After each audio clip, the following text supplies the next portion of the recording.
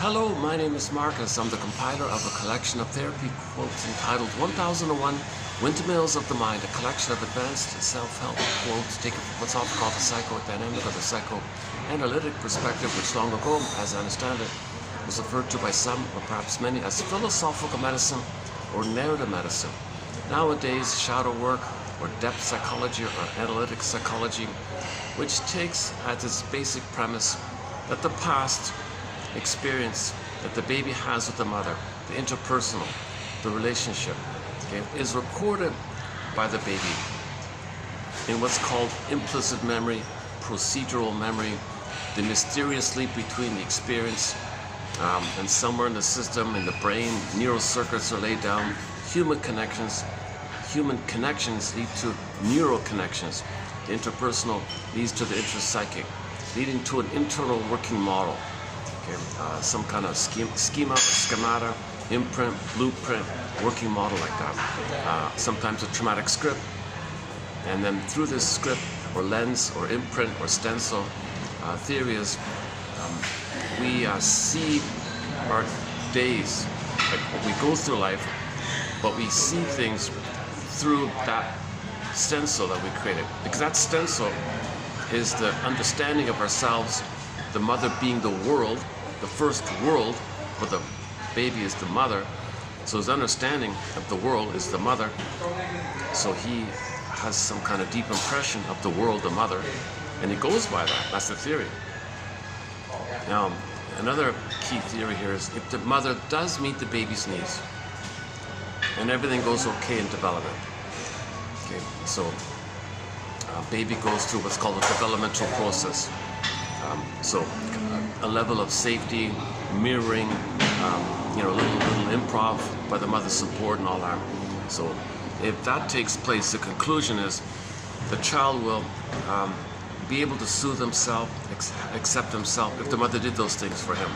Then he can see the world through his safe, adult perspective, his authentic self perspective. His ego is healthy, so he can see things for what they are in the present. He doesn't have to depend on some fearful memory in the past because he wasn't traumatized, let's say. So the representation of the self is he's a person, different, three-dimensional like that. Nothing's perfect. Others are people. We're all members of Homo Traumacus.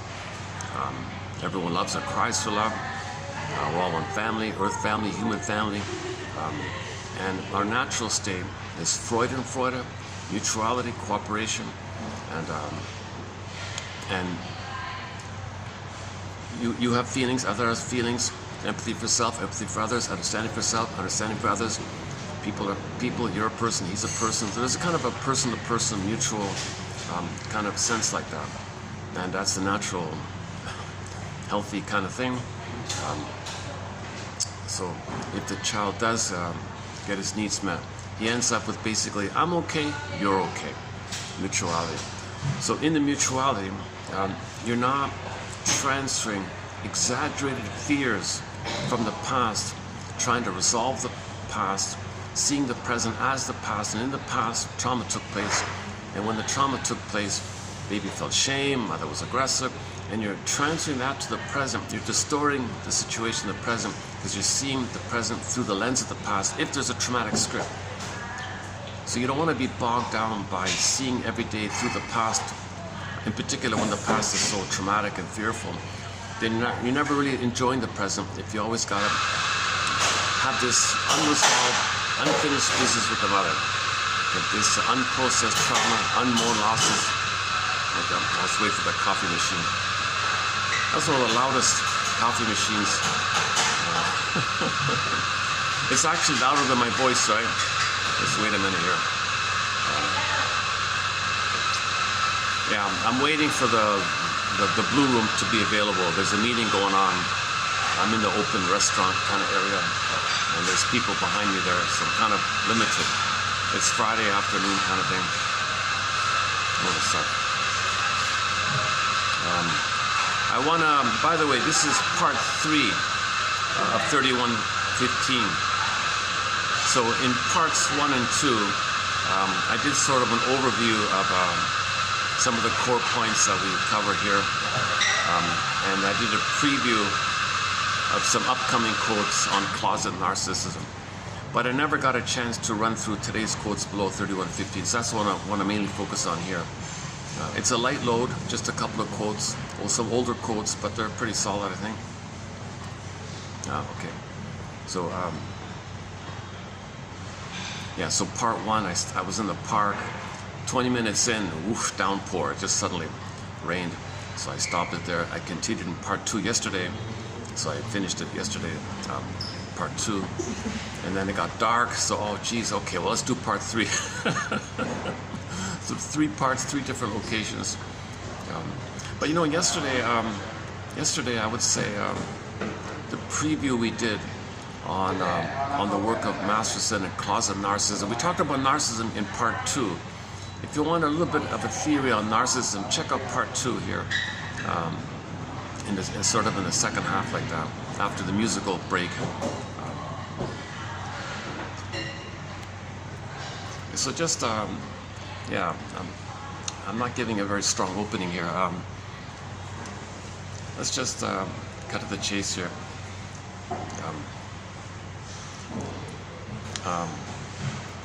If the baby's so afraid, right, and he's in a state of frozen fear, frozen anger, the body might even reflect it with hypertension and symptoms and somatic symptoms.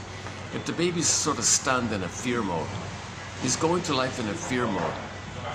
That means he never really relaxes and enjoys the present, and he doesn't refer to his authentic self and the golden ball and the beingness where you live and love and quote unquote live the quote unquote more human side of being human. If you're too caught up in the survival issue with the mother. So if the baby thought he or she was going to perish with the mother, you gotta think of it from the baby's point of view. He doesn't know time. If mother's not around, where's mother? Baby, no baby would make without a mother. He's flooded with cortisol, adrenaline, dopamine kicks in. He's got to chase her mother kind of thing. He's flooded with chemistry, betrayal by the mother. Everything freezes up, so his budding beauty, his authentic self doesn't stay with him. So his core self or heartful self or soulful self or authentic self, that's kind of suspended for the time being. The live and love kind of area is kind of suspended, called arrested development, stunted development, developmental arrest. So he puts that on hold, so to speak. The imagery in Mists of Fairy Tales is, you know, the princess morphs into a bird and flies away, so it's not around anymore. Or Miss Cora in the Greek myth, Earth opens up, she gets pulled down, so it's kind of hidden like that. Or sometimes the soul symbolized by the princess turns to a statue, so we don't feel the juice of aliveness, right? Similar to the Velveteen Rabbit story, we don't feel like a real rabbit, we feel like a stuffed rabbit. So we're not really feeling real and alive kind of thing.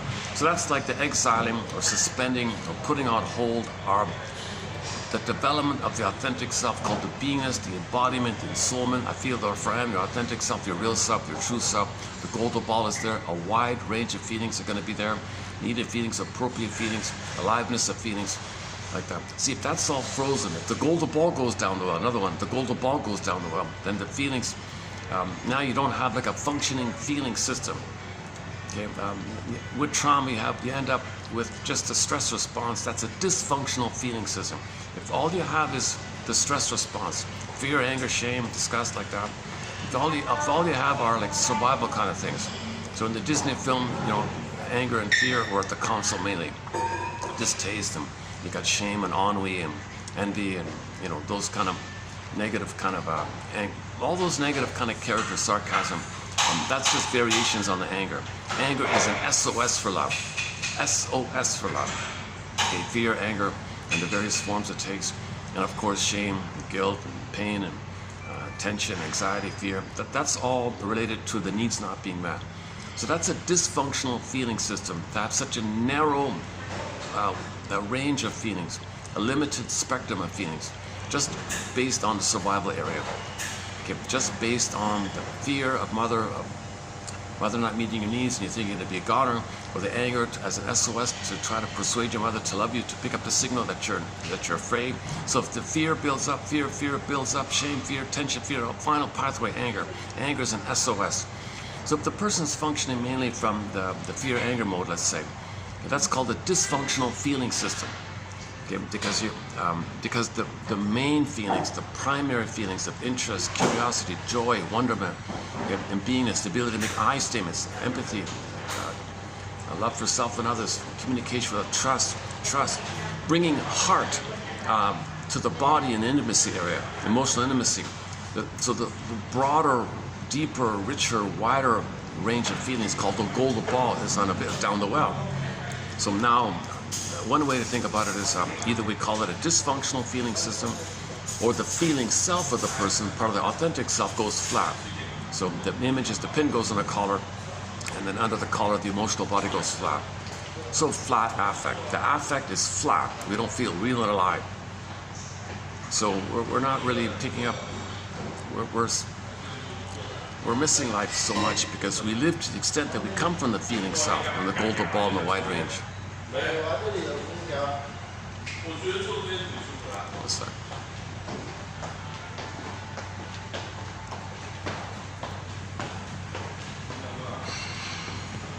So we'll so I want to do 31:15 here.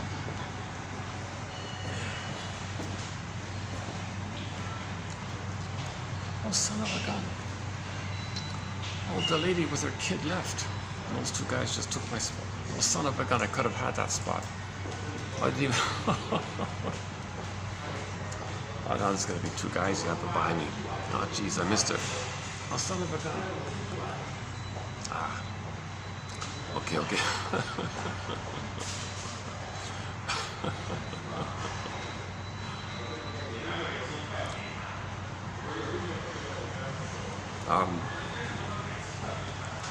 Okay. Another way to talk about the flat affect is the swoon. Emily Dickinson calls it the swoon. There's a pain so utter, it swallows substance up, your substance, your core self, your authentic self. Okay, symbolized by Miss Core. The princess is a personification, a personified symbol, a symbol to represent your core self, your feeling self, your real self. Okay, called feminine principle, feminine element. So that's the beingness quality. The beingness, you are, like I am, I feel.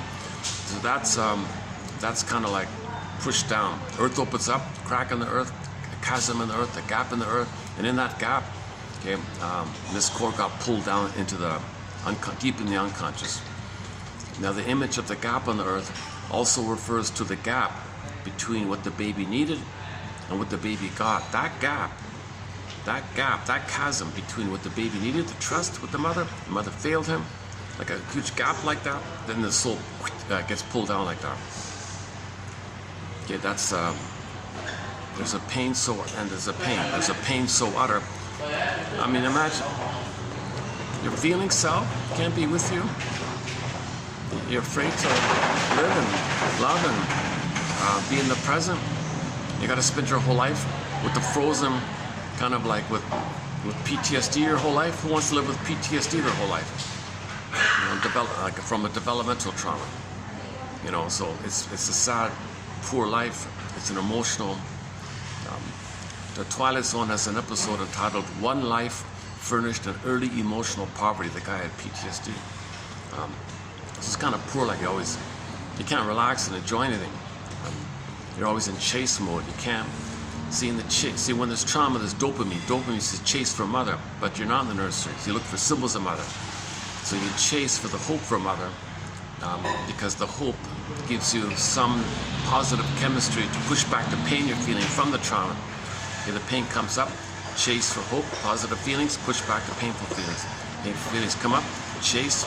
So you're always in chase mode, because when you get something, you can't enjoy it, because in trauma, the set point of oxytocin and serotonin, those set points are too low. So serotonin's for pleasure, oxytocin for love and attachment.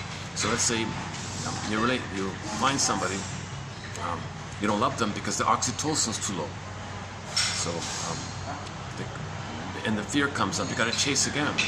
So you can't love because the set point of trauma is too low.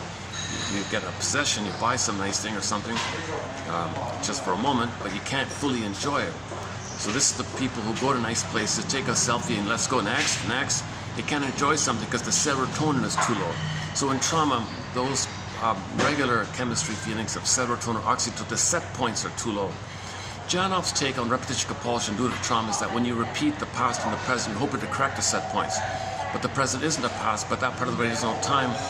So the positive intention, if you can say it that way, is that when we repeat the failed interaction with the mother with others in the present, the unconscious think that's mother and we're going to get a better outcome and get mother's love, but the present isn't a past. So you look for symbols in mother. No symbols are not real, but symbols are there to, in reference to, we got to search for mother. How do you search for mother when there's no mother? We'll look for associations of mother, sweetness, material, body, money's the big one, food, money, material, and people, of course. So you hope that could be the mother that failed you, as if a magical time machine appeared and you came back in the past, mother apologized, corrected her ways, and changed the past and gave you the love they should have got. You're kind of hoping for that kind of outcome. Oh, jeez. Hang on a sec. Okay, now I have to really move. Let's see. Jeez. Those guys are pretty quiet. Are they still there? Those guys? Oh, they're still there. Yeah, this is getting a little awkward here. Let me, okay, let's, the blue room is, there's a full-on meeting in the room where I normally go to.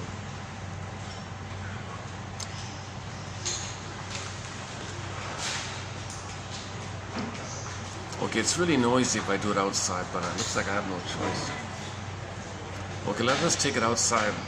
It's with the heat index, it's 39°C, so it's kind of baking outside, but son of a gun. How else can I go? There is that little mall nearby. That never works out with the mall there. Unless I just lower my voice a bit.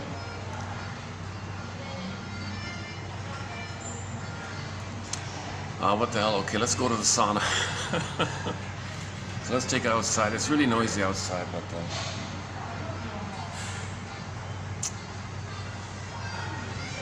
hang on a second. Let me think for a second. Maybe if I.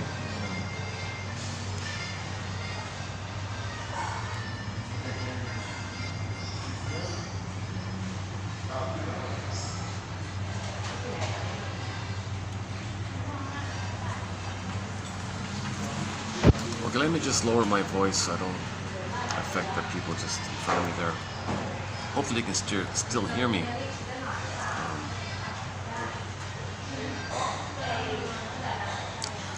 Okay. Sometimes I get lucky, I get a venue, it's nice and quiet. I have it to myself sometimes, I can talk freely. Sometimes things are really choppy like this. However the delivery comes across, I want to get the quotes out. I've got a huge backlog. Like we're doing 31:15, right?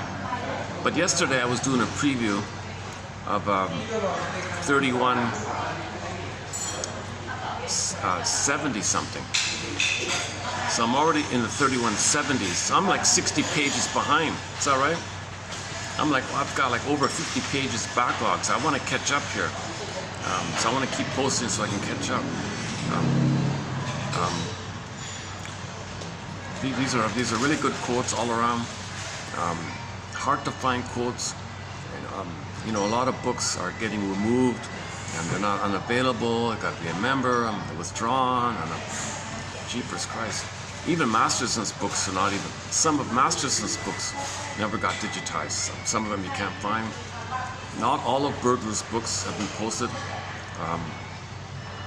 Key books like that. Some of the quotes in our collection come from printed books, like printed books that I had, which never got digitized. Things like that.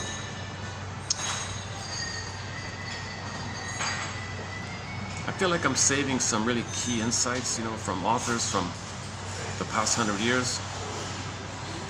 I would say maybe most if you dig around with digital libraries, maybe you can find most of these quotes. Probably 80% you can find if you dig around, kind of thing. But I've done a lot of skimming and scamming, and I've selected out, I've parsed out the best of the best, I think. So, quotes from Burglar and Masterson, and Grotstein and Ogden, and Winthrop, and Janoff's a good writer. He's got a lot of good quotes from Arthur Janoff. Recently, Paul C. Hollinger and Solani and Rinsley and Althea Horner. Of course, Melanie Klein and Mahler and Fairbairn are in there as well. Today there's one from a guy named Brill from 100 years ago. Some other lesser known ones from older books. One from a guy named Bigelow. Another one here from Forrest, a guy named Forrest. These are older books. And see, these might get withdrawn. You never know, right? Okay. Let's get back on track. I want to get back on track here. I'm a little distracted, to tell you the truth. Okay, let's get back on track here.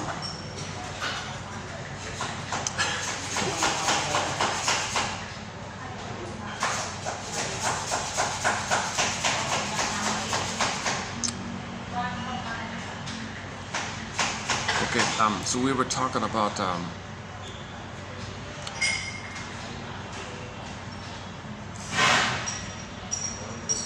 need to study defense mechanisms. Right? So the baby does these things in the mind to make him unaware of the pain. So there's a wiring in the mind that represses the pain. This is problematic because if you have unconscious pain, it can lead to psychosomatic symptoms. The body can bear the burden like that. You can get a physical issue like that. The pain on your body can go to an organ, and then it converts to a symptom. A psychosomatic symptom reveals and conceals the pain. So the baby was hey,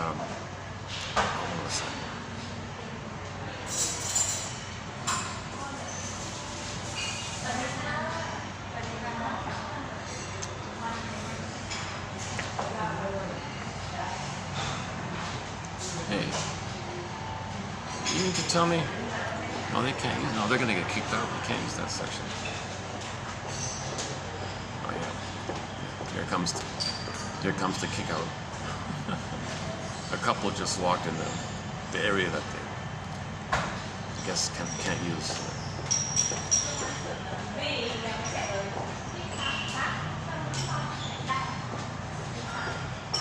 Oh, this is really getting awkward here. Son of a gun. Okay, bear with me. This is a little unusual to have it extended so long like this. I wish I could just add out the past 10 minutes. Oh, there we go.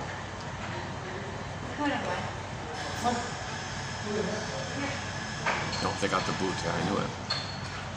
There's a whole restaurant here, but they're very stubborn about guests not using it during this off time. Only this little section here is open.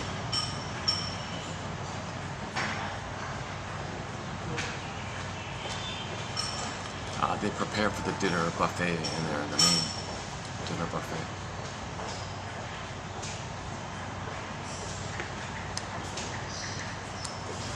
Okay, where are we here? Oh my goodness.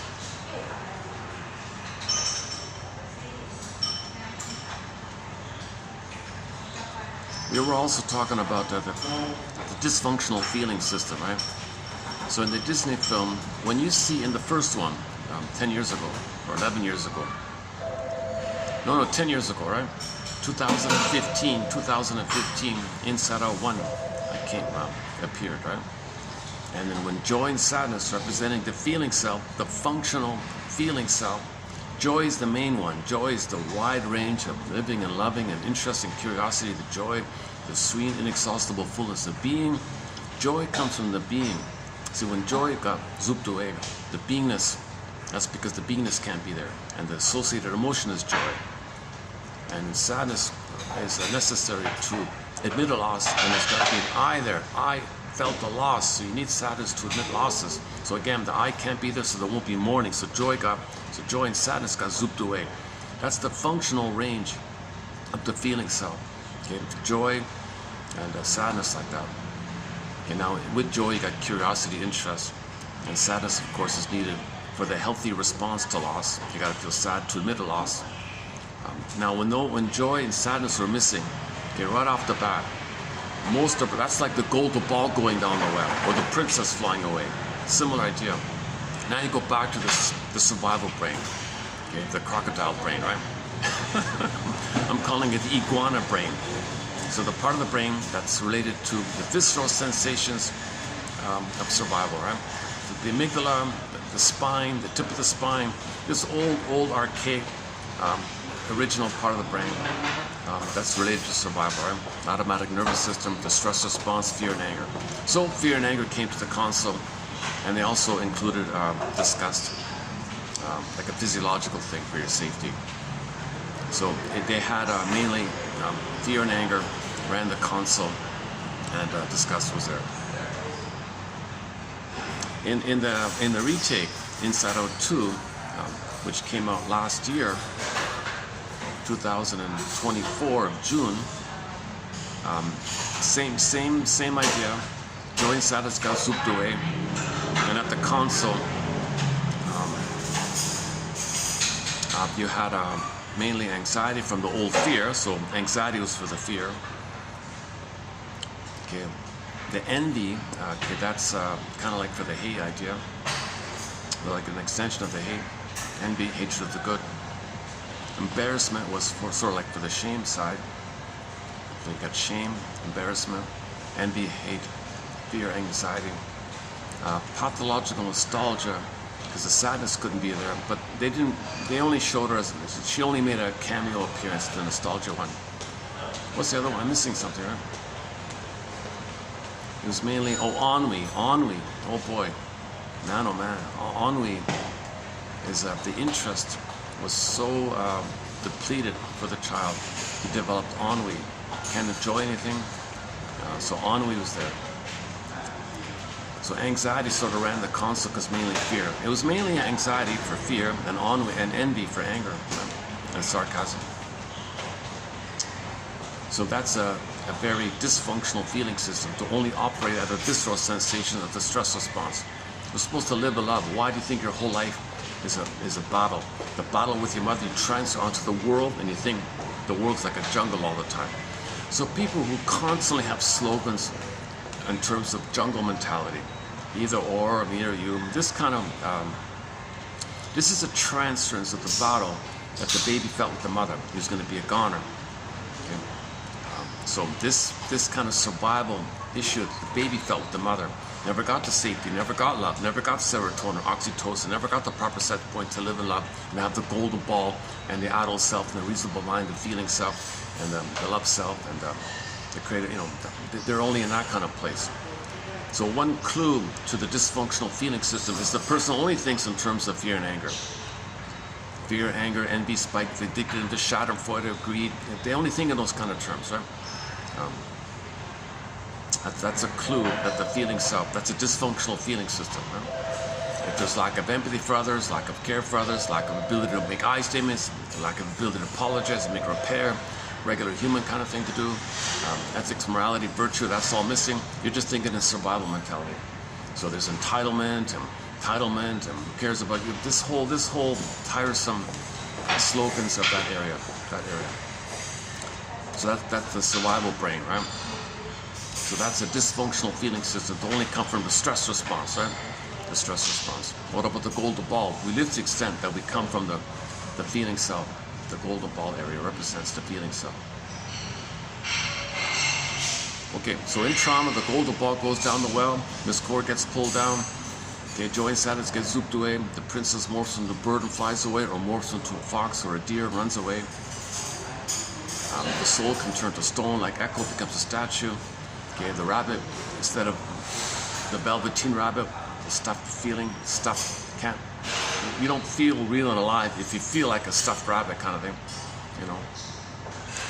So that's flat affect. Pin goes on the collar, under the collar of the emotional body goes flat. Flat affect. Okay. The two terms for this are athemolexia, no feelings for your words, and alexithymia, no words for your feelings. Take your pick on it. So that's a dysfunctional feeling system.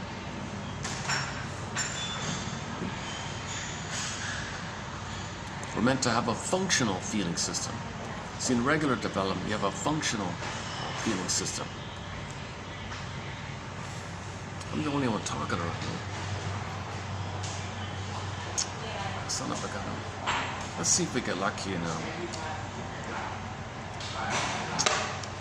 Let me check out the outside after all. No, I'm gonna have to move. This is not working. Let's find another spot here.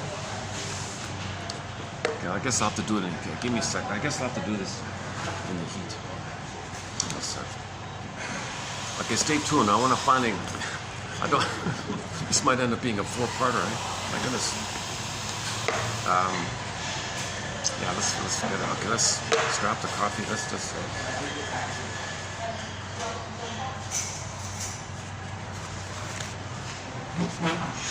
Oh, let me take my thing here for a sec.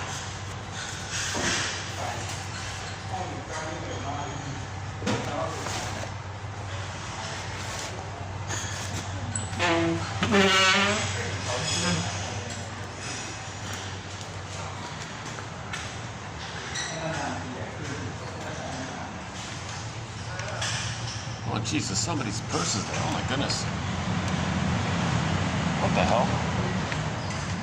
Oh my goodness. Oh, one of the customers forgot her purse. Maybe you should get it for her. One of your customers forgot her purse. It's on the table. Come here, I'll show you. Come here.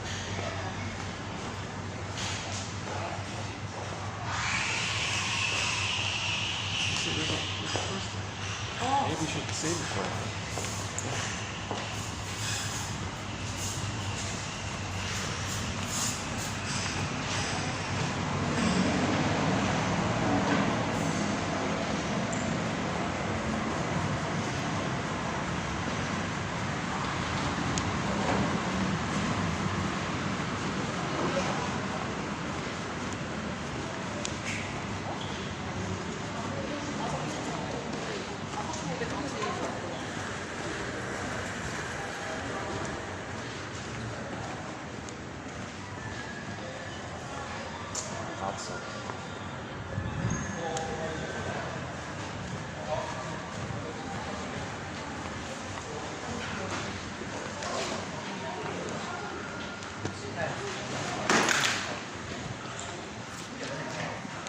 Or,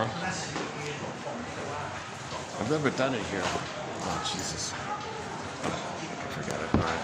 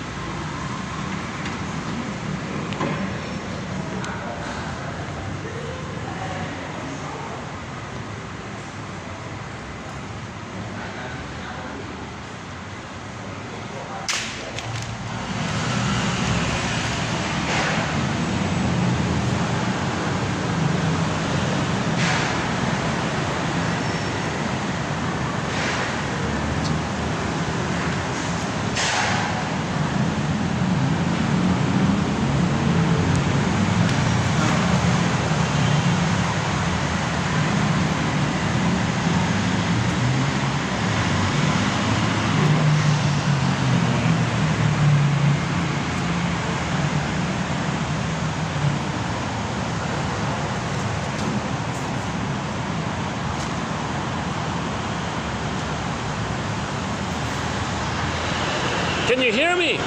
Can you hear me okay? Oh, the people were just right there. No, this is not gonna work. Okay, last ditch. I'll go to the mall. Let me go to the mall. Or I walk up to the other place. Oh my God. I probably should just hit the pause button.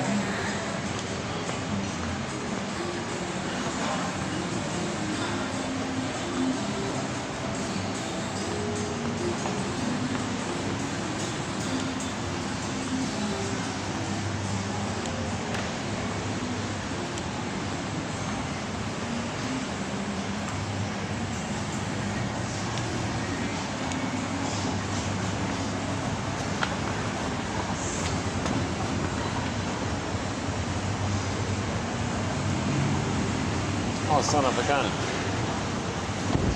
Oh, all the seats are taken up here. Oh, my little, son of a gun. Even these spots are taken.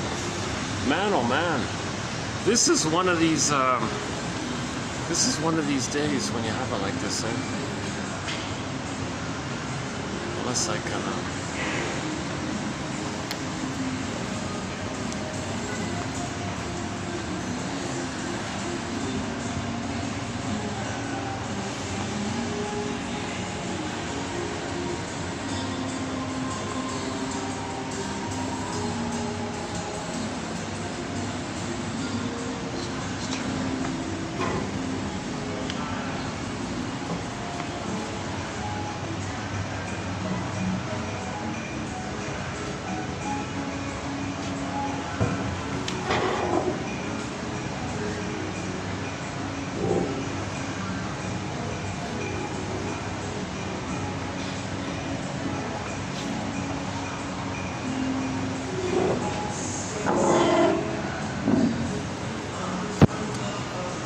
let's see if this can work.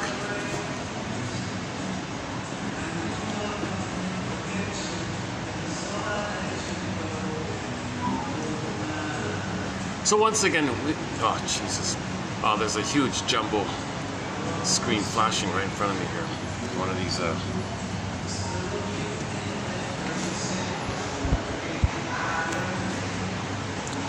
we live to the extent that we feel.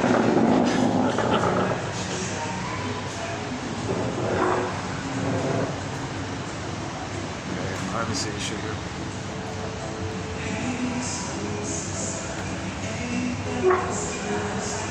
Son of a gun. I'm really just so tempted to shut this video off and start again on another day. Why do I keep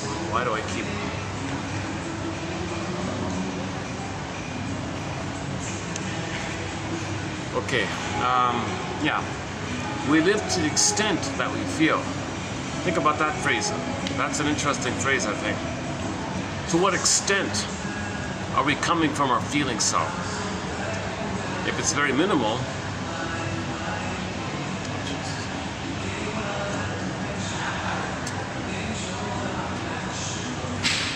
I've run out of places to go here. Unless one of these people leaves.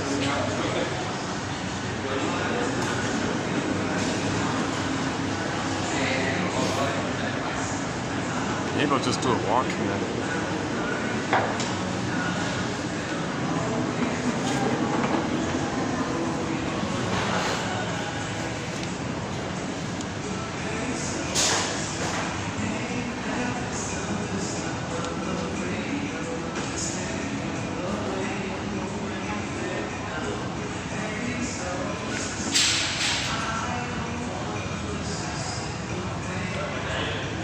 Looks like a leaf, right?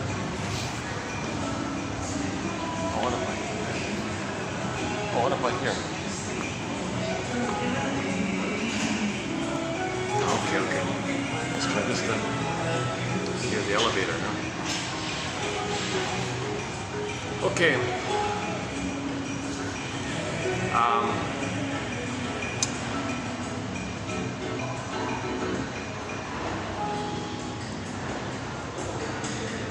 Yeah, I'm gonna hit the stop button. here.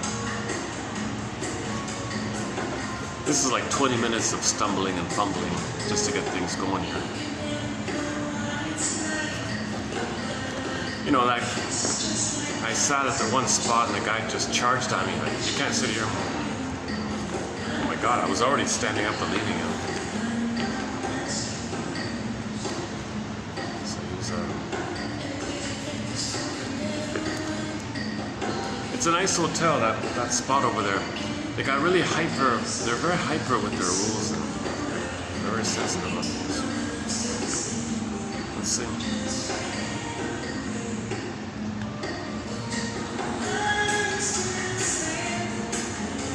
Oh, now they got the copyrighted music up ahead, eh? Oh, Jesus.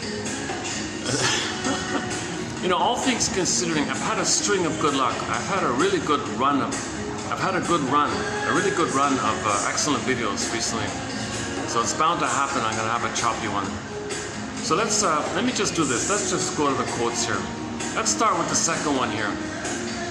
So emotions and psychology and trauma and unmet needs and fear, anger, rebounding in on yourself can lead to symptoms. Okay, so there are psychological and emotional factors can produce symptoms. An emotional conflict is converted into a physical dysfunction. Such conversion phenomena are often understood in terms of their symbolic meaning. Psychic energy, your life force, derived from the repression, is converted into a physical symptom or sign.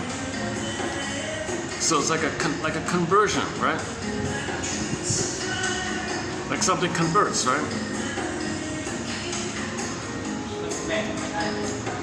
I think about the currency. Think about your local currency. You go to the exchange thing and they convert it to another currency or something. Well, you have your life force to live the love. Okay, it's under pressure. It becomes anger. It's still the same kind of currency like that. The cry for love, the need for love, the cry for love. It's anger. Anger is a cry for love. It's all love based. The anger comes from the love line. Anger is the cry and the SOS for love. So same kind of currency like that. But when it rebounds in and it goes on your body somewhere, and it goes and again and again and again, your anger to your body, at some point, the body, click, it converts to a symptom. Now you got a physical ailment called a psychosomatic symptom, and that's the conversion phenomenon. So your cry for love turning to anger, anger rebounding in, going to the body, and finally the body can't take it anymore, click, you got a symptom. Now you got a physical issue in your body, that's a conversion. That's a conversion phenomenon, or some kind of compromise, they call it conversion. So the pain in your body is a signal or a symptom or a sign that your anger at the mother rebounded in on yourself. Psychosomatic symptoms reveal and conceal the conflict with your mother. You had a need with your mother, mother said no, it went to the body, and the symptom reveals it. Your pain in the body is kind of like the continuing cry that you originally had with your mother. Your pain in the body is equivalent to your anger's SOS cry for love. The pain is a cry for love. The pain in the body is still the ongoing babyhood cry for love. Remember, no time in that part of it, so just turns like, so psychosomatic symptoms are telling you that you're still unconscious. Your inner child of the past, your inner you, your inner baby of the past, it's still, metaphor means when you were a baby, what happened? You were afraid. Get that idea. It's still crying and in pain, and the pain and the cry converts to the body, and the pain of the body is still the baby crying inside. You see? So that's called conversion. So people, doctors say, gee, I don't have time to talk about their inner conflicts and the trauma with the mother and the divorces, and I don't have time to, construct their story and help them to be conscious of the story and go through the mourning process and grieving process and help them restore the ego. I don't have time for all that. They got a symptom, just push it down somehow, or repress it. It'll come out some other way maybe. Sometimes you have to, but they don't have time to do the talking cure.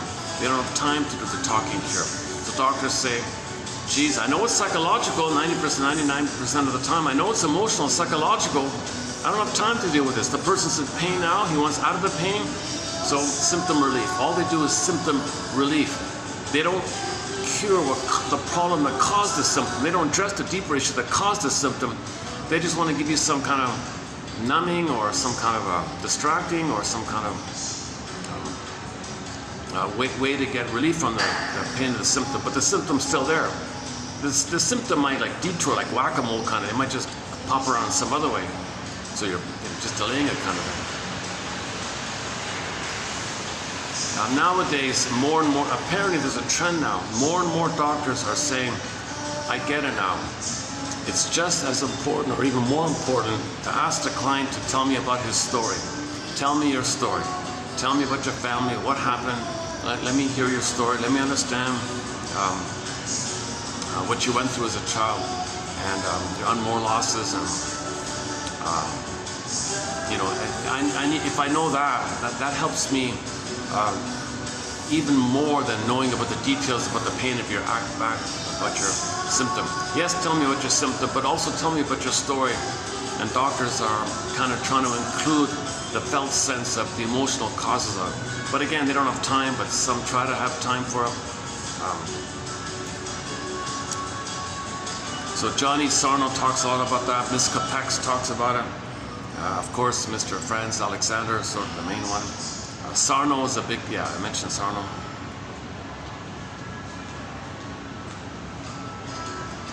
Okay, psychogenic factors produce symptoms. An emotional conflict is converted into a physical dysfunction. Such conversion phenomena are often understood in terms of their symbolic meaning. Psychic energy derived from the repression is converted into a physical symptom or sign.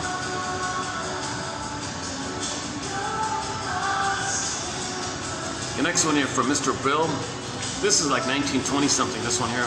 She unconsciously took her son as a substitute for her missing husband. And this in turn revived in him a strong oral fixation.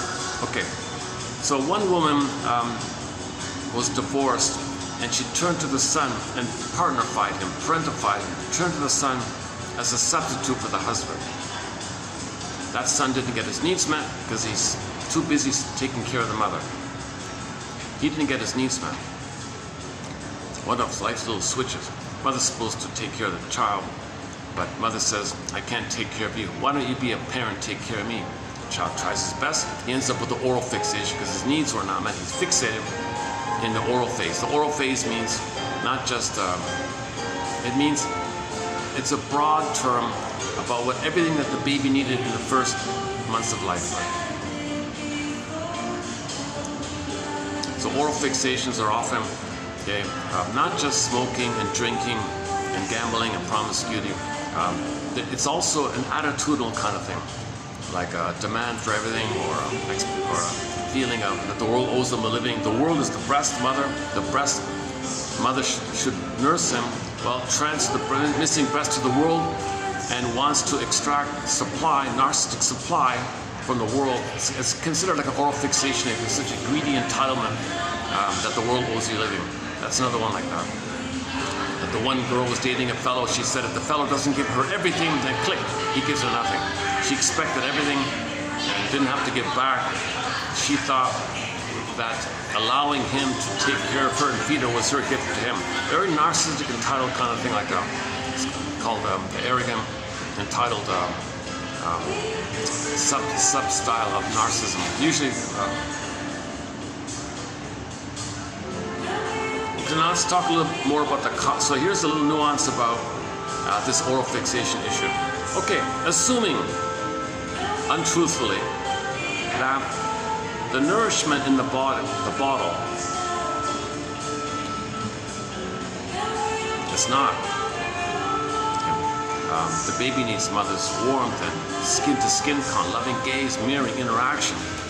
Just the milk from the plastic bottle, that's a huge gap.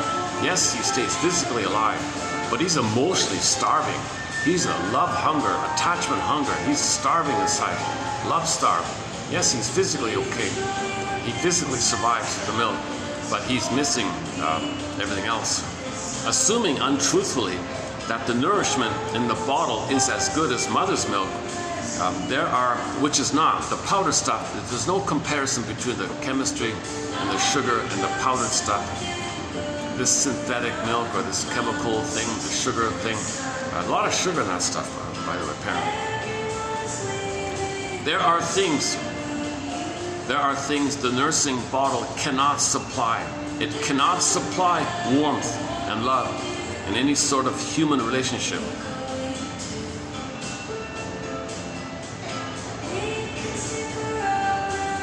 So the baby becomes starved for love, love hunger, affect hunger, emotional hunger, attachment craving, attachment yearning, starved for tenderness, starved for affection. The mother who substitutes the bottle for her breast at least owes her baby the love and attention he should have had she nursed him at the breast. In fact, she owes extra love and attention. So if by chance the mother is using the bottle she's got to like triply, quadruply compensate in the love and attention area to make up for the missing direct feeding nursing time.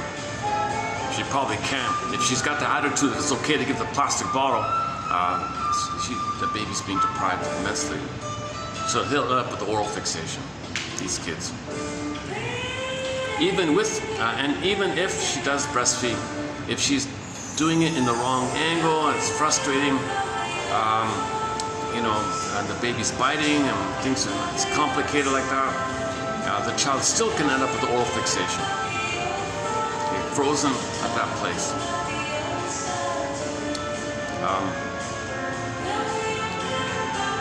One would judge from the behavior of today's male adults that many of them act as if they had unnecessary exasperations of infantile oral traumata.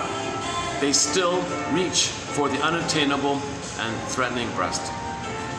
Okay, so that's the smoking and the drinking and the overeating and the gambling. That's all symbolic breast, all that stuff. Greed as well. One would judge also from today's female adults that many of them have the sears of similar experience. They were refused and threatened. They were refused and threatened, or believed they were, for refusal of love and nourishment is a threat. Okay, so daughters will also have this nursing trauma, and then they in turn refuse their children. All right, so if the mother deprives the daughter grows up, she'll do the same thing.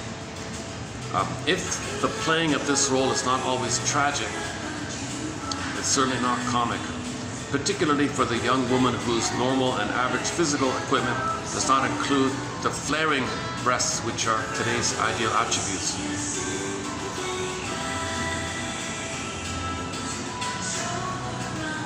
Okay, so if the mother's, maybe not really, by comparison, if there's a problem with the mother in that area, she'll compare the magazines, she'll compare herself to the magazines, and that compounds the problem.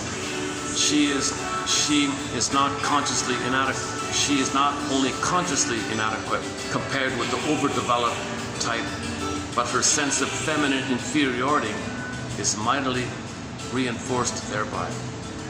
This big breast cult not only appeals to the immature in men as a sign of the oral fixation of if men are obsessed with the mammaries, the bountiful teats, that men are obsessed like that. That's a sign.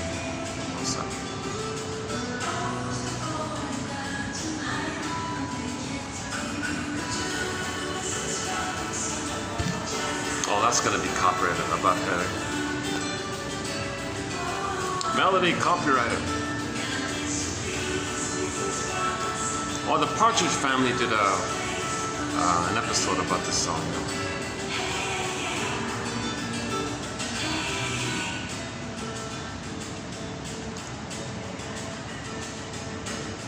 Oh, the Danny kid was missing. Oh, was it him? Oh, I forgot. Yeah, so the problem here is that some women don't want to breastfeed because they want to have the bountiful teats or the huge mammaries, right? Because they think that's seductionist power. Because the women will transfer their battle with their mother onto the men, onto the office, let's say. She's in perpetual battle with the mother. Transfers the battle with the mother to, let's say, the men at the office. So she wants to fight with the men at the office, thinking the men are the mother, and she wants to be in defense, fight with the men, thinking it's the mother. So the mother herself won't breastfeed the baby, so she can have the bountiful teats or the mammaries. So she go to the office, jiggle them, and she knows that those men, when they were little boys, they imprinted on the breast, and they got an oral fixation. Now only women have breasts, so the woman says, "Oh, I've got breasts." She makes sure that they're bountiful as possible, so she jiggles them. The men are spellbound, mesmerized. Aha! Power. Seduction is power. Now she controls all the men because the men are gaga goo goo. And she has this, she stuns them and hypnotizes them, and the men are stunned. She can make them do whatever they want. And now this is her thinking she's going to make the mother cooperate. So she's fighting back with the mother by controlling the men, thinking she can control the mother. Like that. So that's one reason why a mother might not breastfeed. Because she's fighting with the mother, and she's in a compulsion to fight with the mother, ignores the baby, that she's too obsessed with fighting with the mother, and thinks everybody's the mother who is aggressive and wants power and control. Seduction is power. Okay. A, men imprint on the breast. B, only women have breasts. Women has the breast, so they flare up the breast, jiggle the memories, and the men are stunned. That's the woman controlling the mother, controlling the men.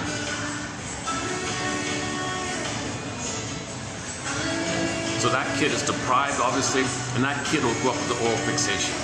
If it's a boy, so he'll be a victim to other women doing the same thing. See? So this is the issue of the importance of the baby getting their oral needs met. It's safety and rhythm of safety and attunement and entrainment and a reverie and a mother's delight and acceptance and mother's pleasure and the child's growth and happiness. The mother wanting the child to discover themselves and let them be happy and be them free. Roots and wings. The mother wants the child to have the pleasure of knowing who they are. The mother doesn't say, no, you take care of me. I made you to find me. I'm entitled. You take care of me. Mother doesn't do that.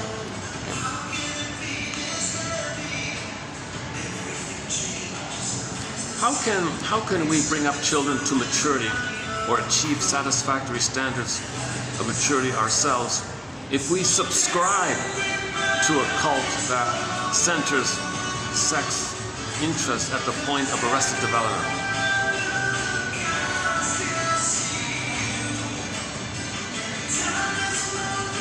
Okay, so analyze this stuff. If men are obsessed with memories, analyze this stuff. Analyze, identify oral fixation. The breasts are just there to nurse the babies, you know.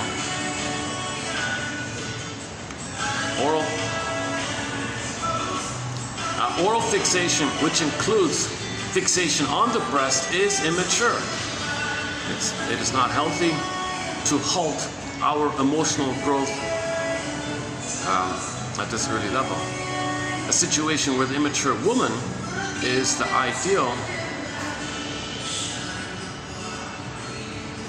Okay, so applies to men and women. Not only is the overdeveloped out-thrust breast unattainable by millions of girls or made miserable thereby, but extravagant emphasis on it is no sort of desirable preparation for the adult business of becoming a wife and a mother.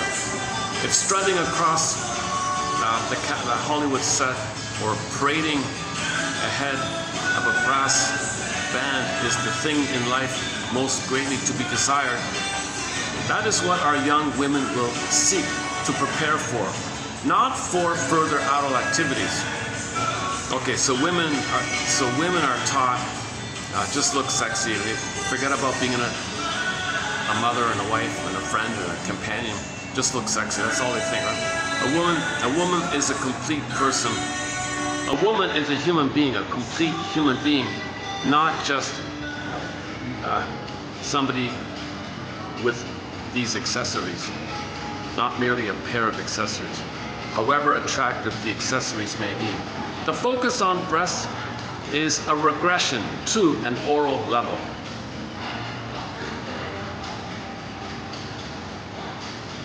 So this is a sign of oral fixation, oral regression, oral dependency. This over focus on sexual appearance. This is also related to the fact that the obsession with the sexuality is the repetition compulsion that the feeling self is not there. We want the heart, we want the feeling,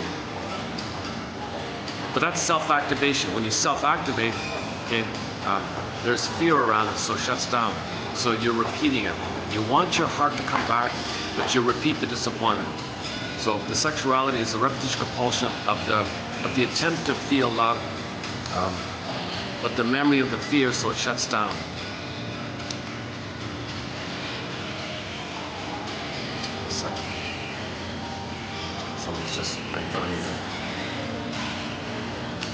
I wonder if you can even hear me. This is pretty loud, the music up here.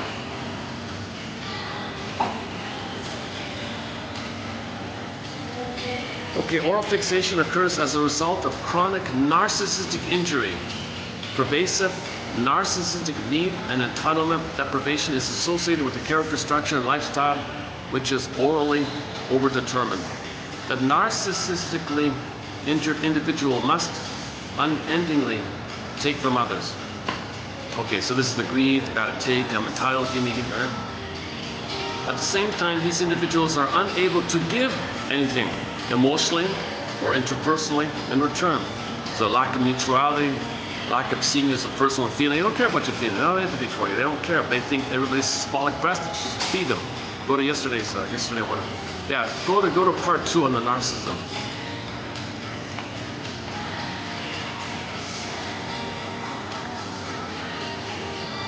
Anxiety experiences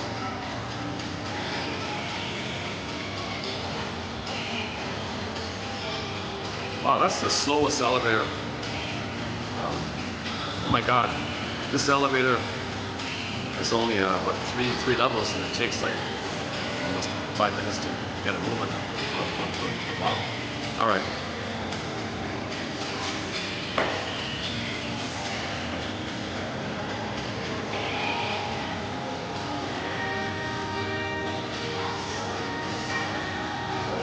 Anxiety experiences fuse with orality to create chronic, unresolved, interpersonal, and intrapsychic anxiety.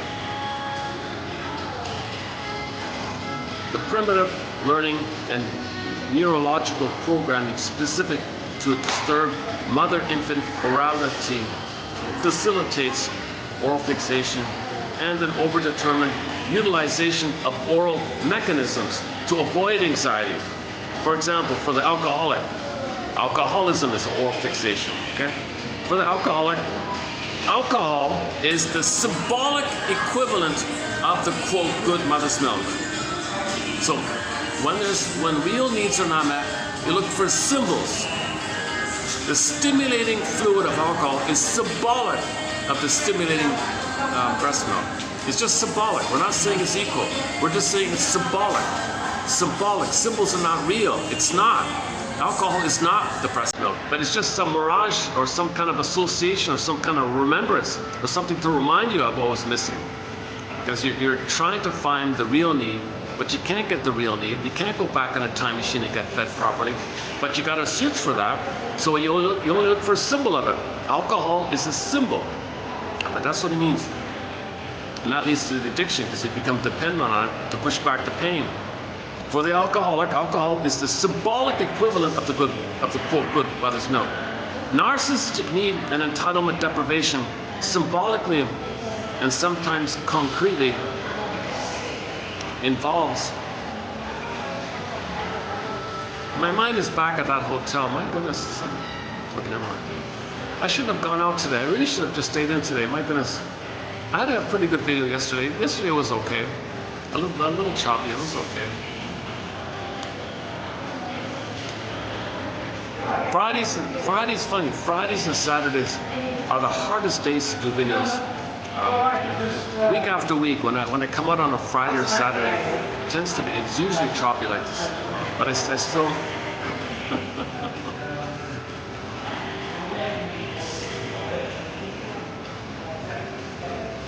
You're going to notice numerous skips in this video. That's due to the copyrighted music up ahead. So if you click the more link, you'll see the quotes here.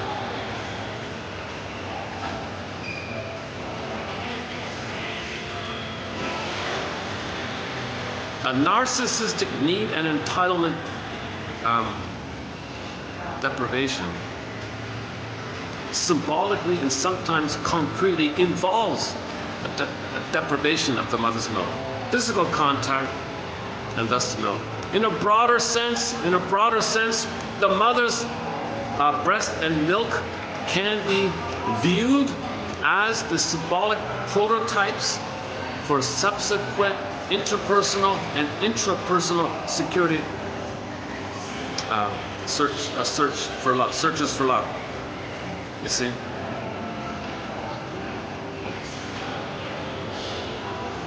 Oh, it's not unusual. Oh, this is the song, another Tom Jones or whatever. It's not unusual.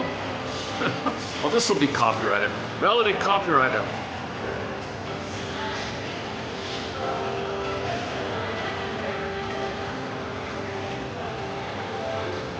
Yeah, that's his big hit, right? Tom Jones, this one. Not unusual to be. Yeah. So healthy parenting and mothering facilitate feelings of inner tranquility, lack of anxiety and apprehension, and a generalized feeling of personal well-being. The adult alcoholic is able to bind anxiety by chronically ingesting alcohol in much the same way he or she did by ingesting milk as an infant. So it's a continuous fantasy that the alcohol is breast milk. Thus, alcoholic beverages symbolize the good mother's milk. However, alcoholic beverages also symbolize the bad mother's milk. The early life experiential world of the alcoholic has been dichotomously good and bad with regard to self, mother, significant other interactions. The infant's experiences of badness and goodness are symbolically fused with the mother object as well as orally processed and determined. Okay, Berger's take on this. Berger's take on this.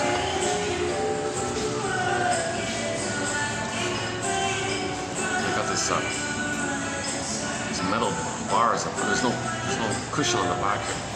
Just this metal bar. Berger would say that the alcohol is the good and bad fused, and the bad side of it all is the toxicity. The toxicity of the alcohol.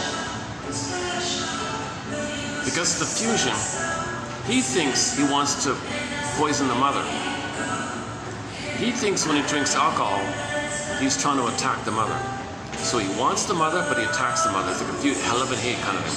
You know, he needs and loves the mother, but he hates her. So the alcohol is like a good, interesting fusion like that. Symbolic breast milk, but it's toxic and hurtful.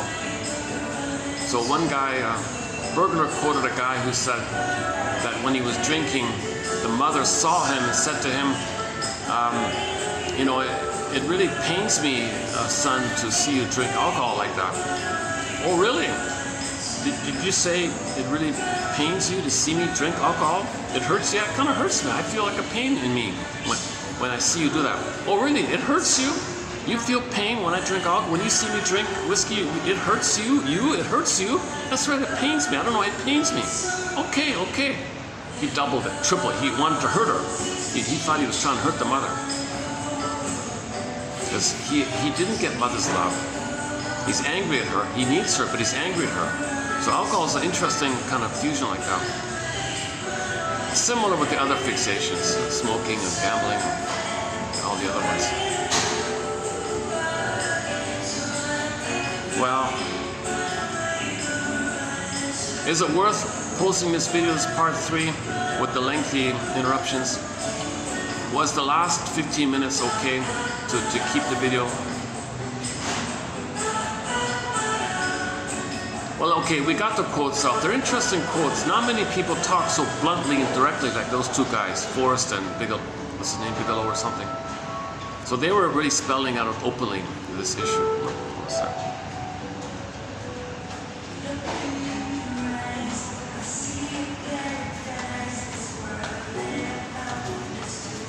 Yikes.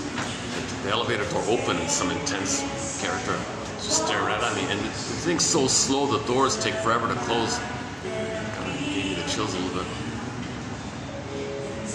Maybe he's frustrated because the thing's so slow. I don't know why anybody would take this elevator. It's this slow.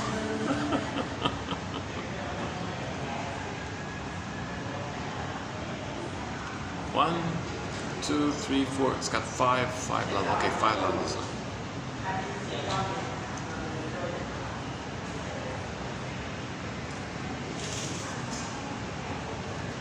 Okay, so Oral fixation is one of the most recent newly added topics in our collection. We've got 63 on the go. That's one of the recent ones. So that's 2 quotes, part of it. But within the topic of oral fixation, there's like a whole sub branches: the smoking and the drinking and the gambling and the promiscuity. And then we talk about Shakira, the pop diva Shakira. She has an album entitled Oral Fixation Volume Number 2. And she shows you what causes oral fixation. Okay, she shows you a picture, an actual picture of weaning trauma. Weaning trauma.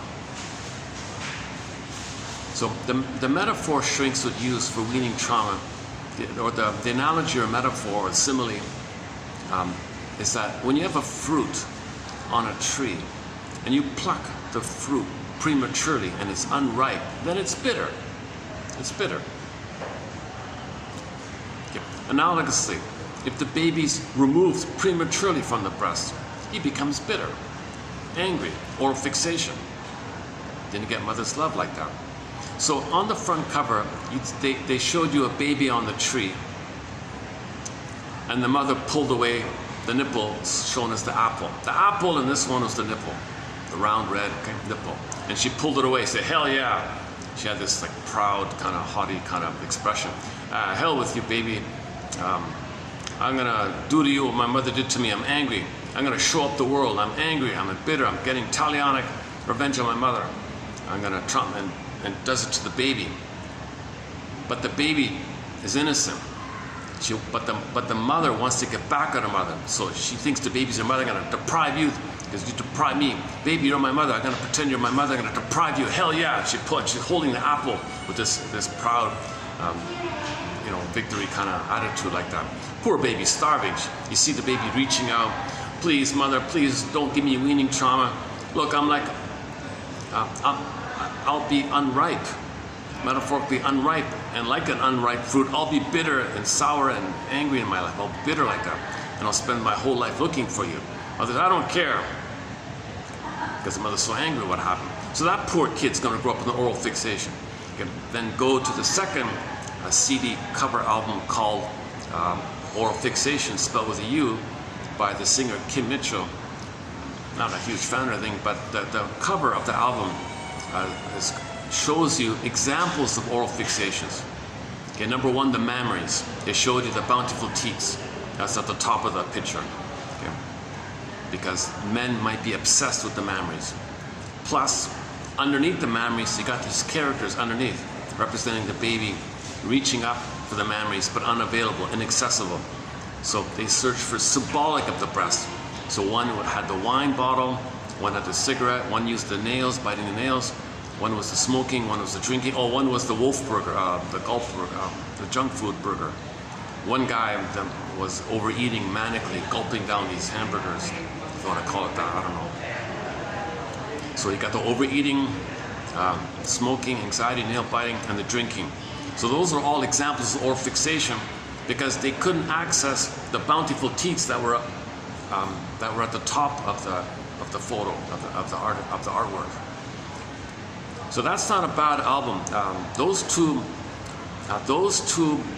CD album covers, Shakira Volume 2 called Oral Fixation, and then Kim Mitchell called Oral, spelled with a U, Fixation. He did like a play on. He said, if somebody were to ask him, "Are you criticizing the mother?" No, oral, A-U-R-A-L. "I have a fixation on music. I love music. I'm fixated on music. I'm addicted to music." "Oh, okay. But nonsense. You saw the picture. It's not about music. It's got the breast, food, drink, smoking, nail biting, and cigarettes. So these are oral fixations due to weaning trauma from the first album cover. Weaning trauma. You know, the doctors used to call relational trauma, attachment trauma, developmental trauma, interpersonal trauma, strain trauma, ambient trauma, etc. They used to simply, the medical doctors would simply, long ago, would simply say weaning trauma. This person has weaning trauma. The medical doctors intuitively had a psychological understanding that their problem is due to weaning trauma. Baby's got to be fed according to their schedule. Mothers will know when the baby is ready. It's going to vary for each kid, but it usually is, some people say it's probably around 18 months. Babies should nurse for 18 months. Some say, no, you got to stop it, you'll spoil them. No, you're not going to spoil them. You'll wreck him or spoil him with the trauma if you do that when he's not ready to leave. He'll be like the unripe fruit. He'll be bitter and unripe. It's baby-led. The baby will know when he's had enough. Thanks, Ma. I'm okay. I'm good now. I can go to the next level. It might be a both and gradual thing at roughly ballpark 18 months, right? Some might be a little longer. Maybe a few might be earlier. No, I don't know. A lot of misinformation about this issue. I think officially, I heard somebody say officially, some women in some countries are told you must stop at 9 months. You cannot go beyond 9 months, something like that. And women are terrified, so they stop at 9 months. But maybe that's part of the campaign to give children oral fixation so they become manic and chasers and dopamine chasers to plunder the planet. If you give children oral fixations, they plunder the planet. Yesterday we played the song Big Lie about pillaging the planet as fast as we can, plundering the planet for a quick buck. So you don't want to give babies this oral fixation. It becomes greedy. They become greedy, and the greed is necessary to push back the pain of the trauma, but the greed puts back the pain. Chase, greed, the pain goes back. Chase, greed, so you dopamine, you always chase. But in the chase, you gotta gobble, greed, get to push back the pain, gobble. Now you got this cycling where the pain keeps coming up, you gotta chase to push back the pain. Pain comes up, chase to push back the pain. We're not enjoying, we're not loving, we're just chasing, hence we're gobbling the planet for a quick buck. In the Rick Emmett's song, it was destroying the planet as fast as we can. We're in this manic dopamania, one guy called it. Oh, sorry, there's a book called The Molecule of More about dopamine, the molecule of chase, anticipation, go, get. In the Romanian language, when that book got translated by a Romanian publishing company, the chief editor didn't like the title. He retitled the book Dopamania.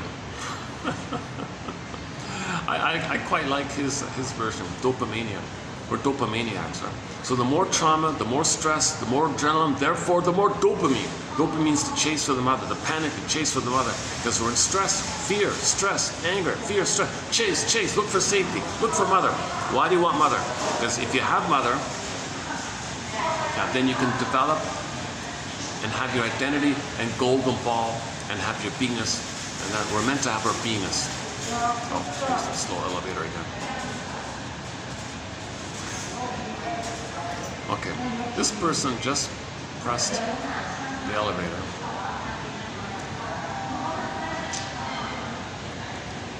Again, it's still.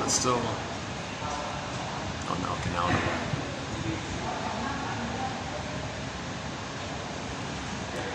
Now they got it.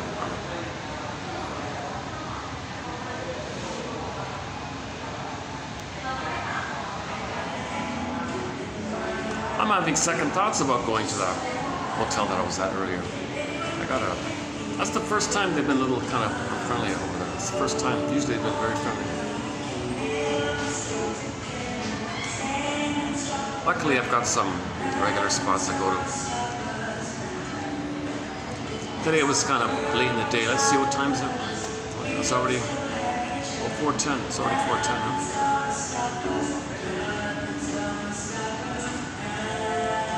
You know, as an experiment, there's another mall, like 5 minutes from here. They've got like an outdoor kind of area. Maybe I can go there, and I won't have this music issue, and we can wrap it up in sort of an outdoor area. So why don't we walk over? Let's walk over and see if there's any final comments here. But before I forget, your mission, submitted for your approval, submitted for your consideration, should you choose to accept it, of course, like they say in the TV show, is to look up those two music album covers. Shakira, Oral Fixation Volume 2, it shows you weaning trauma. The metaphor of the fruit plucked to the unripe fruit being bitter and the baby on the tree being pulled, the apple nipple being pulled away, he's going to be bitter and he's reaching. Now in the image you just see the baby reaching, mother please, please, reaching, begging, yearning like that. Constant craving, constant yearning, please, please, Oral Fixation. That leads to the name of the album, Oral Fixation. The name of the album is Oral Fixation. That pop diva and Kim Mitchell, this little known local musician, Kim Mitchell, those two album covers are very, very important. They really, they capture so much. Okay, let's move over. This is an extremely uncomfortable. Check out this bench. It's just a metal.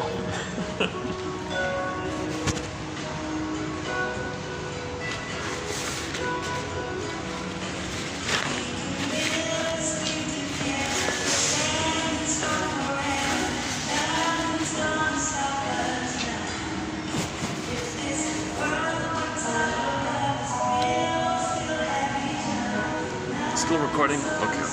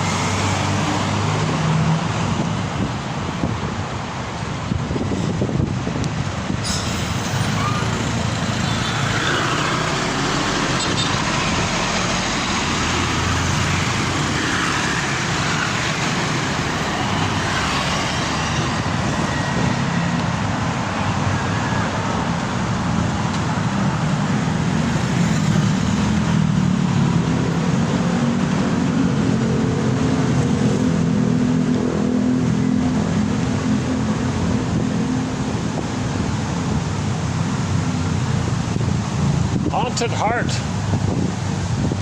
They got the Halloween decorations up here.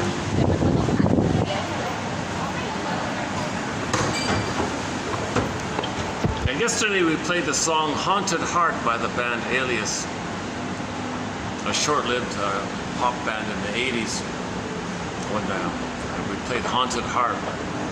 So the image, one version of the ghost idea is that it's a personification of the feeling that a part of us couldn't be with us. So we're kind of bogged down or haunted. We're not, the soul didn't, it's just gone. It feels like it's not with us. Whereas a ghost reflects this kind of haunted feeling. Where's my soul kind of thing? Usually it's unmourned loss. Usually there is a loss and you can't mourn. So the memory of somebody, that could be the ghost.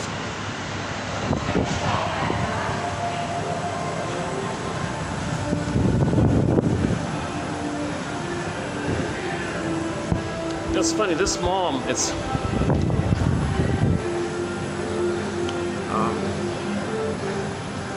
if it had some kind of a, unfortunately there are no like restaurants. No, this one, no. It's too bad about this mall because it's fairly new and it's slightly off the beaten path. It's not too busy in the afternoon.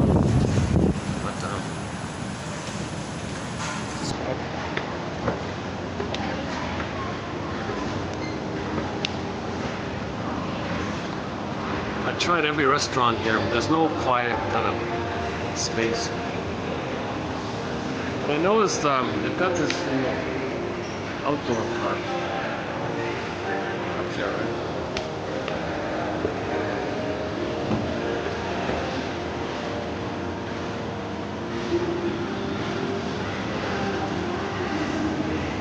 Yeah, there it is there, yeah.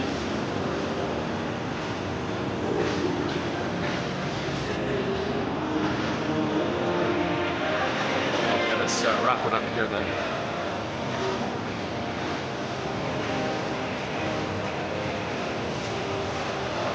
Oh, there it is there. Okay.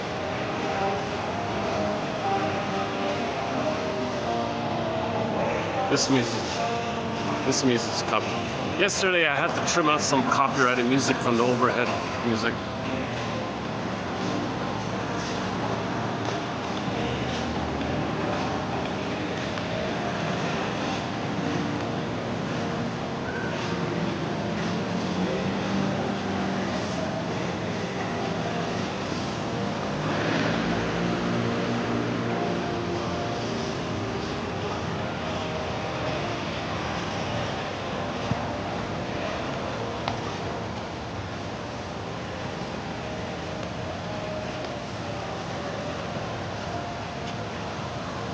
Okay, let's just hang out here then for a bit.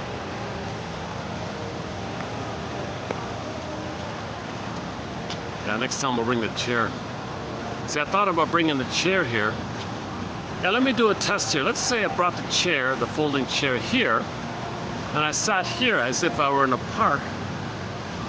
Let me spend a few minutes here to see about the music, if it's all copyrighted or if it gets through here. Let me check out the audio here. This is just sort of a bit of a test on my part, partly.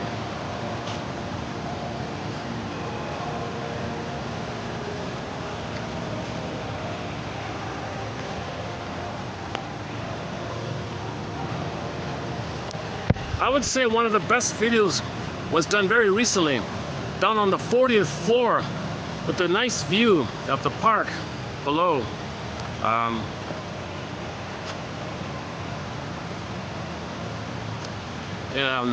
TQ, it might be 3113 or 12, one of those two. The image on the thumbnail, it's the background has kind of like a wine holder kind of thing in the background. That was a fun video. That was a great video, actually, I thought. I was in a good mood. I was speaking clearly. I was upbeat, nice space. So I love it when I'm in a good mood doing these videos and there's no interruptions. Today's not one of them. Today's not one of them. I just sit here. Let's try this. Let me get out my cover here.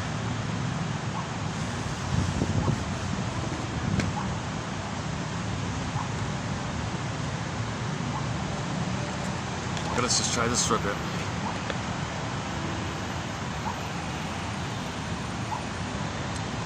Oh, the lighting's not good.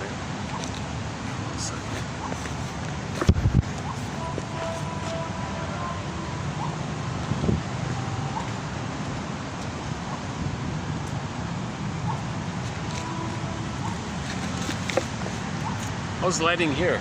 Ooh, got the sun right at me.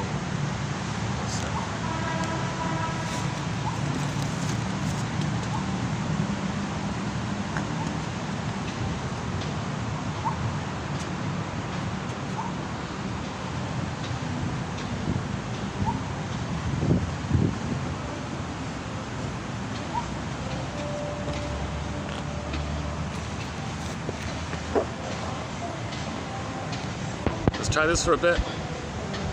No, still.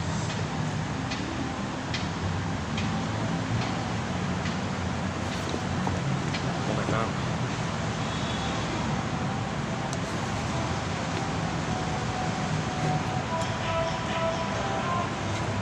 Let's see if we can end up on in a fun way, on a fun note kind of thing, to compensate for the 20-minute rambling and delays.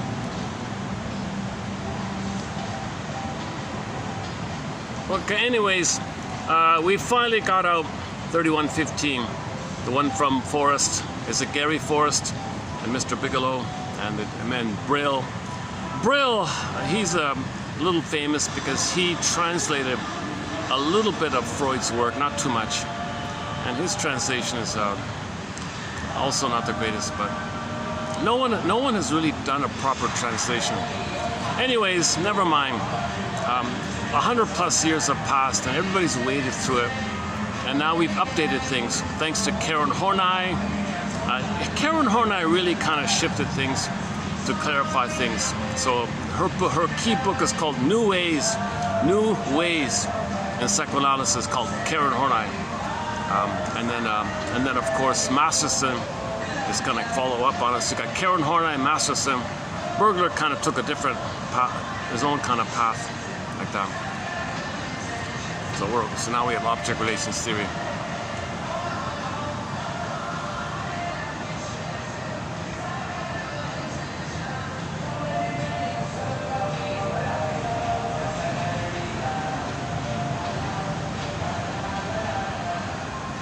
Yeah, no breeze here. I've only got 5 minutes before the perspiration.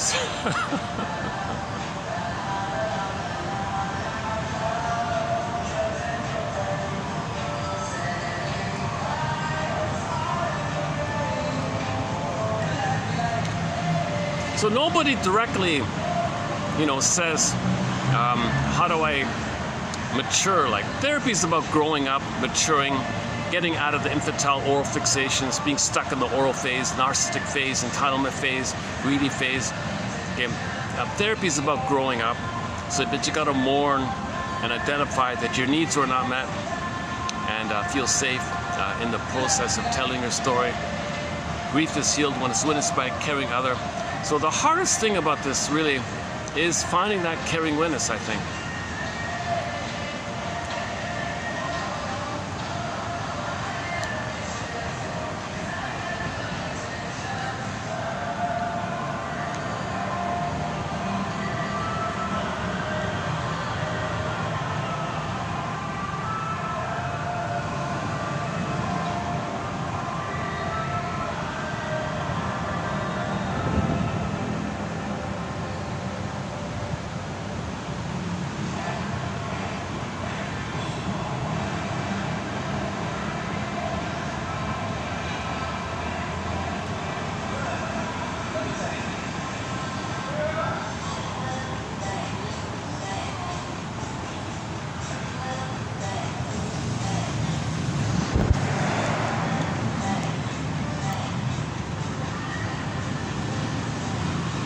Rick Emmett's song, he said in an interview, was made, despite what he said in that concert yesterday, he said mainly it was about the environmental thing. You know, the most recent thing I heard about it is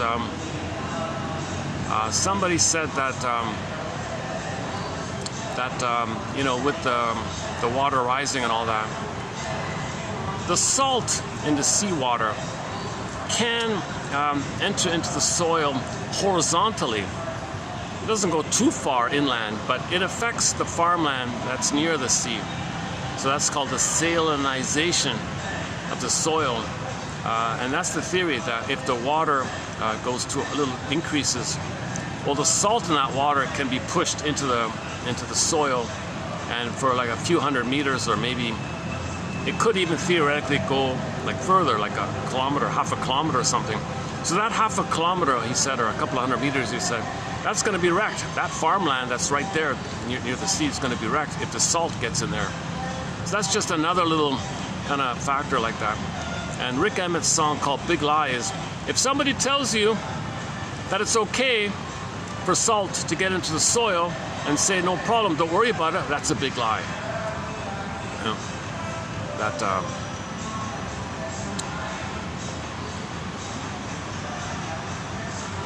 if the ice on the land, it's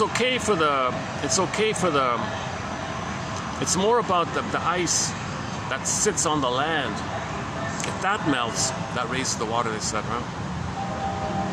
And Rick Emmett's saying, well, if somebody says, you know, there's no such thing as our human contribution to overheating or changing the weather and affecting us, that's all. If they tell you that, that's a big lie.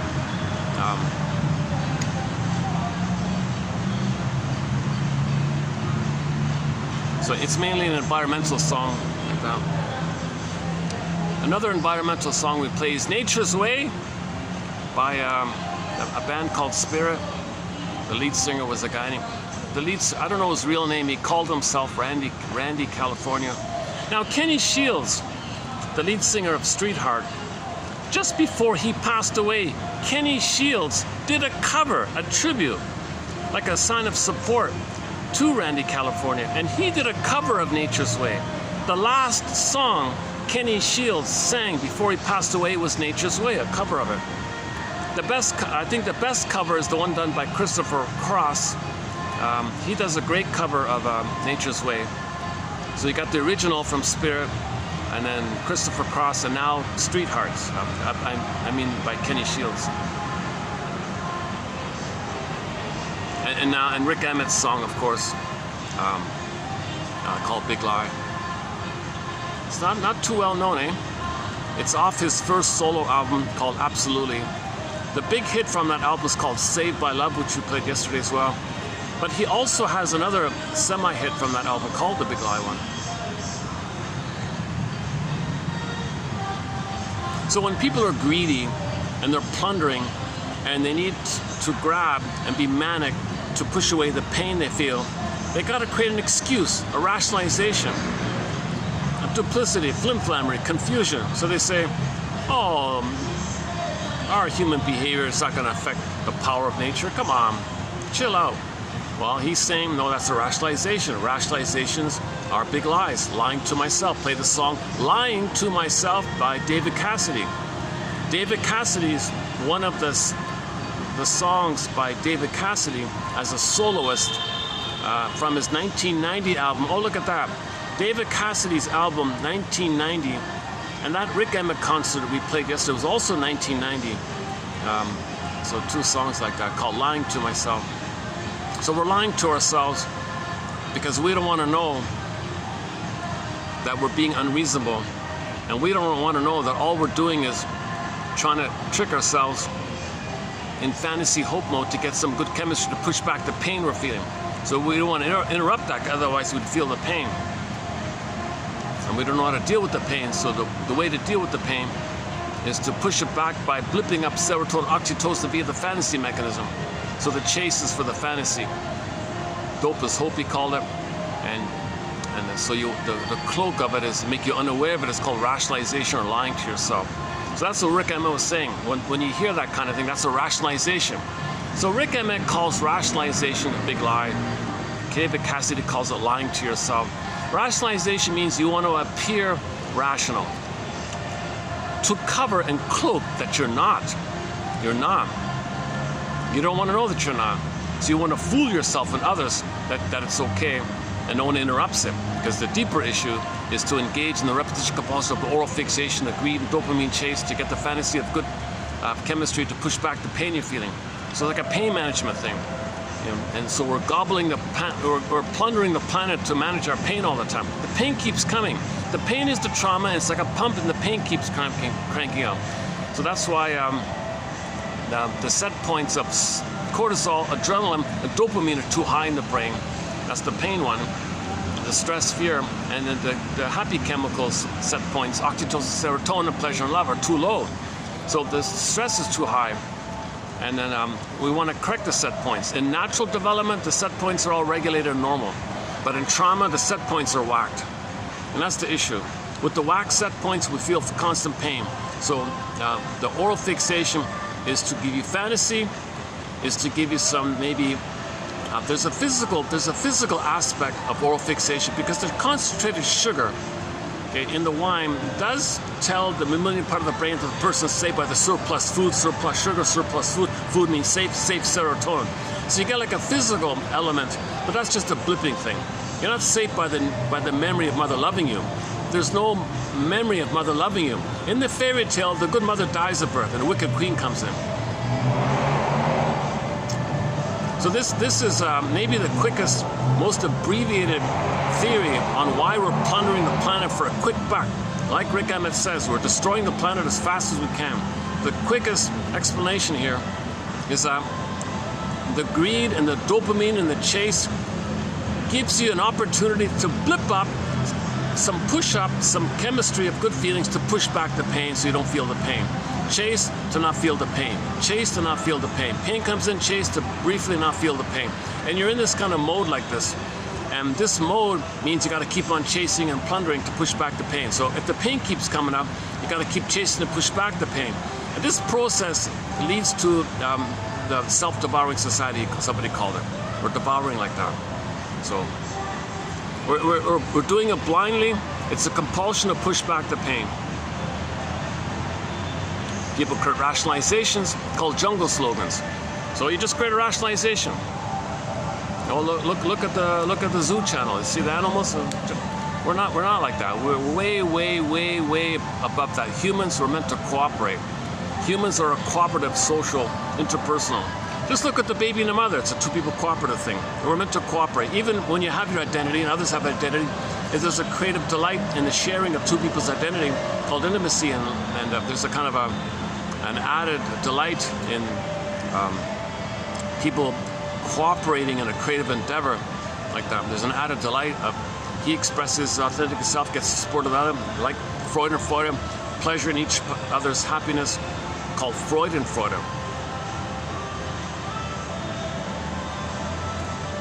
Joy in the other person's joy, Freude. Even up here the music's so loud, eh? My goodness.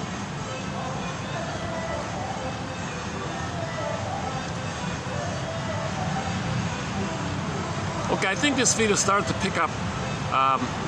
So the second half of this video, I think I started to pick up a little bit.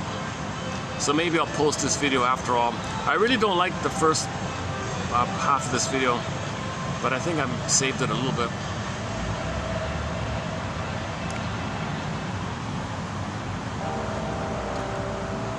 So maybe on that note, I'll just wrap it up here. Hang on. Why don't we do one final walkthrough and we'll wrap it up.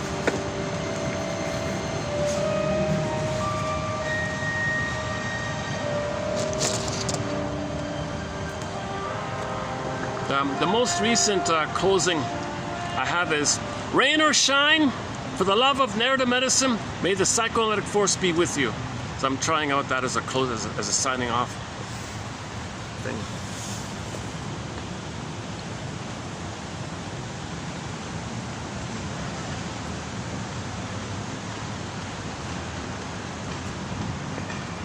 Oh, Cactus.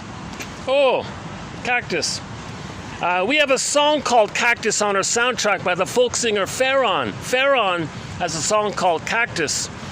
She said that she feels like a cactus. She says that she feels prickly and it's hard to get the juice. So she feels kind of very afraid of love.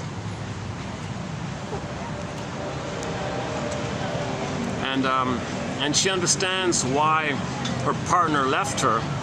And she said to her partner in the song, well, I hope you find love. Have a drink for me if you do. But if you find another cactus like me, why would you do that? That's why you left me. So cactuses are prickly and hard, and where's the juice kind of thing. So Farron likens trauma to feeling like a cactus. Hard, prickly, where's the juice inside? So that's a tough song of hers, Cactus. Nice little song of hers, actually, Cactus. Farron, so Misty Mountain, Cactus. Our purpose here. My favorite one is called Ain't Life a Brook. Ain't Life a Brook. Ain't Life a Brook. That's a good song of hers. Yeah, I can talk freely here. No one around here. Just a couple, like one guard over there. Okay.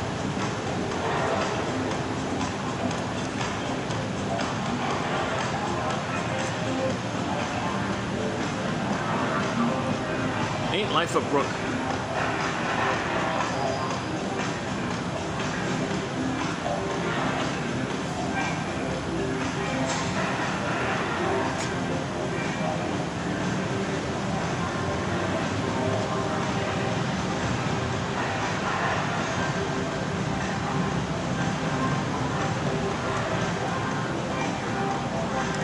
Ain't life a brook? Okay, because winding, it's not. Yesterday we talked a little bit about the labyrinth, about the need to go into the labyrinth, and there are mini labyrinths within the labyrinth. The someday labyrinth, the unconscious guilt labyrinth. Okay. And then ultimately you want to reach the Medusa, the mother complex, the Minotaur, the mother complex. You rage the mother. You need to reflect, discern, You have a thread, night vision, thread, guidance in the labyrinth, and you want to resolve the mother complex. You want to admit that the good mother died at birth. That's what fairy tales tell you, the good mother died at birth.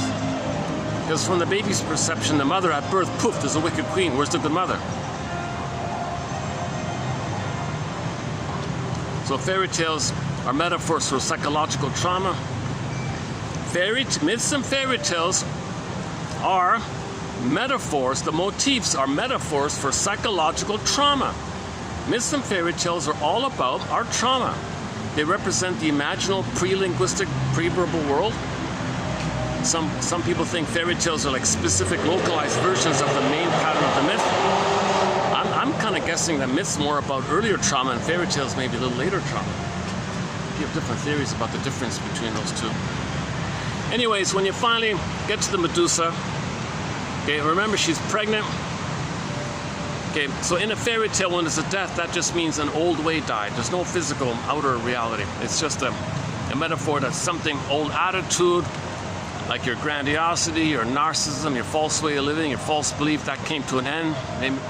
And then, so when you resolve the mother complex, when you understand that your good mother died at birth and your mother was impaired, she had emotional dyslexia, emotional warping.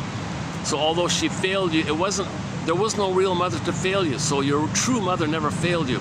That's part of the forgiveness. When you can say that your true mother, your real true mother didn't fail you, because there was no real true mother. You had an impaired mother.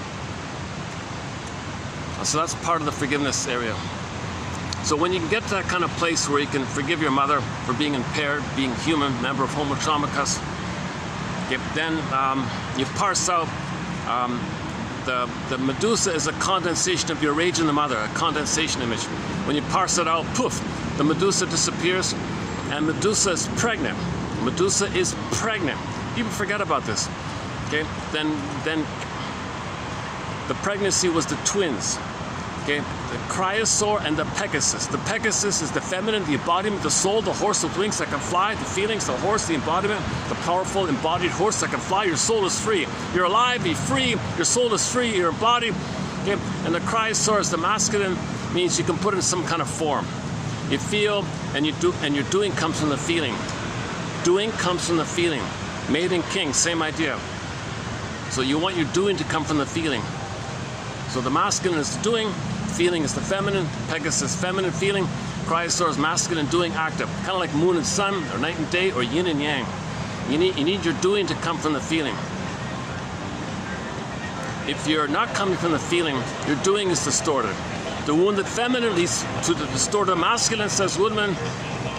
Kristen Wilson's line is, if you're not in your body, you're not making sense, literally. And it's disembodied discourse that's causing all these problems. Because in disembodied discourse, we're in panic, manic, dopamine chase, not making sense. Plundering the planet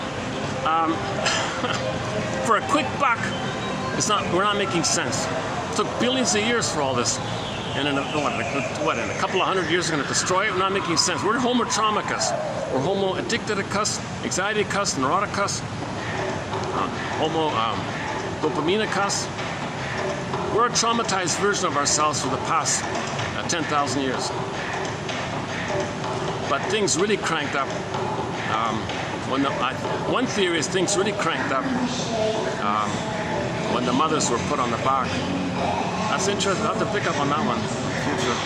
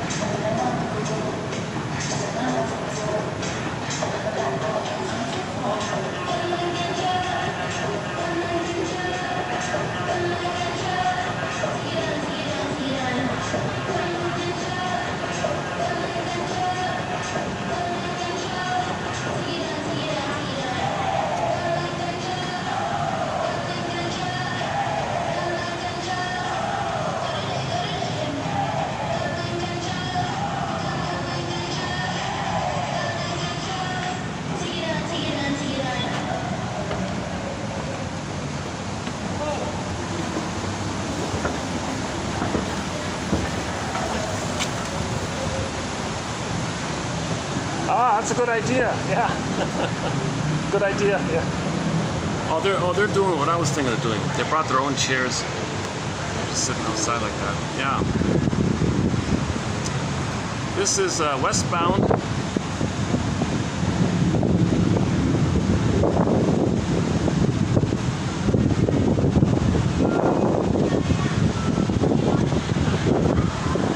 The mall has little two sections.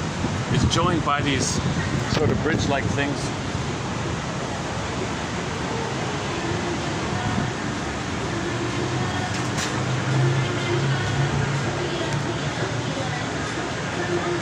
This mall is still, it's still not fully known. It's still not well known yet.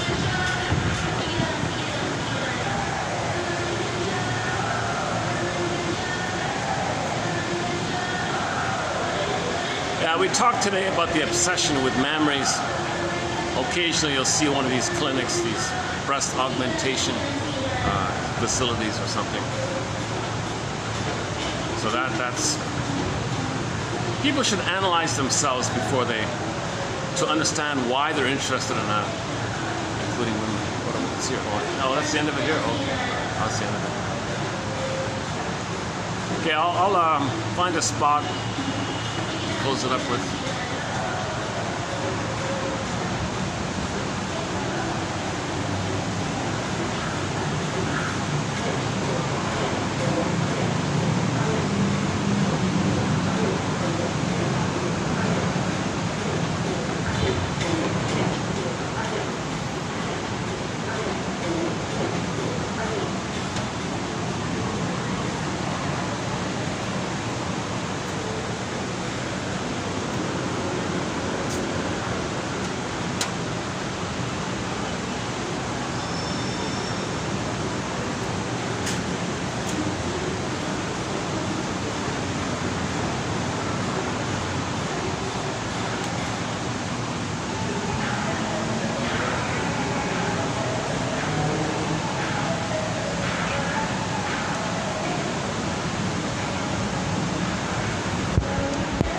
Many of these places are only open at night, can you believe it?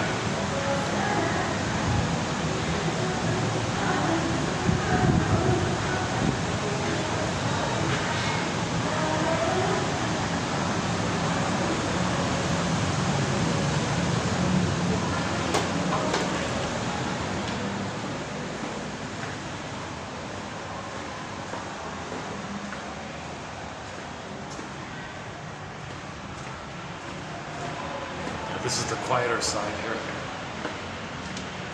Oh, they've got some kind of art supply store up there. Well, we'll see you in 3116. We'll continue in 3116.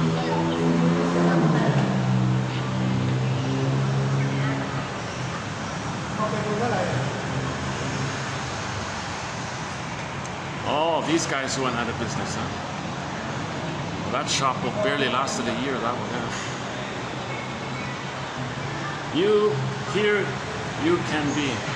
New experience coming. Oh, someone rented it out already. All right. Oh, they moved. Oh, no, correction. Oh, they moved over. Oh, okay. No. Oh, they expanded. Oh, here I thought they went under. No, they expanded. Is it there? Oh, I see.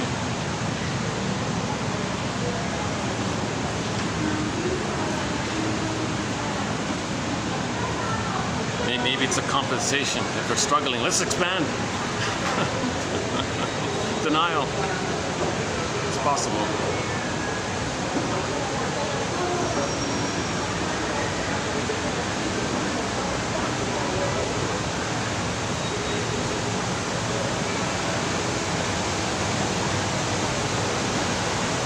Check out the Partridge Family show, season 1, episode 6. Called Love at First Sight. That's a very good episode. That's one of the best episodes. Another very good episode from the Partridge Family show is the one about gaslighting. Season 2, episode 9, I think, or 25 or something like that.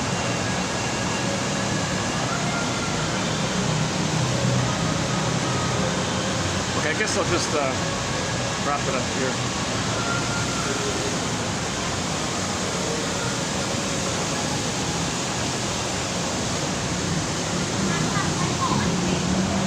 Oh, hang on. Oh, they got like a pet thing here. Okay, well, we'll close it up with the ducks. Let's close it up with these ducks here. Oh, and the raccoon. Yeah, okay.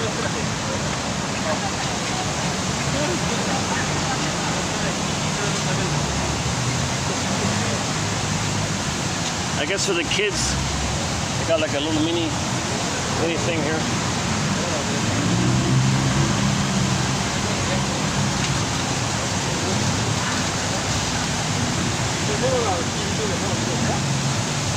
Squirrel monkey. Aha. That's a squirrel monkey. Interesting name.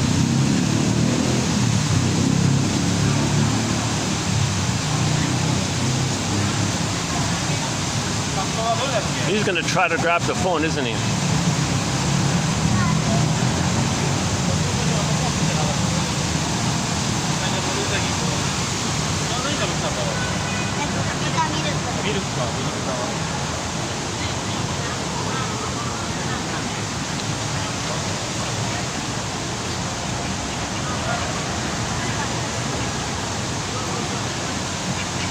Quack, quack. Oh, these guys have a unique hairdo here.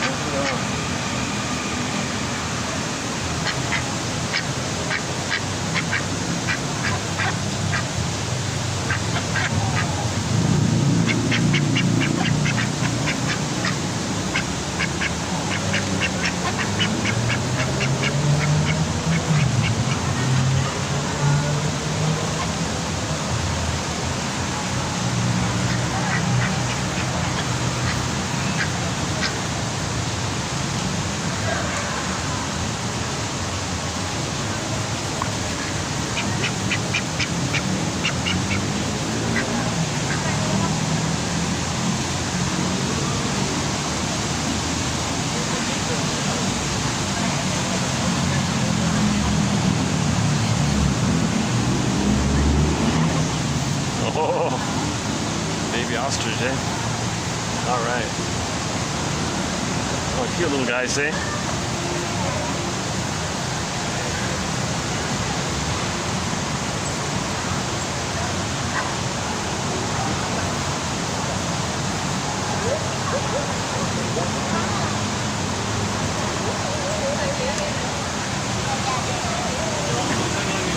What are you? You're a sleepy one, huh?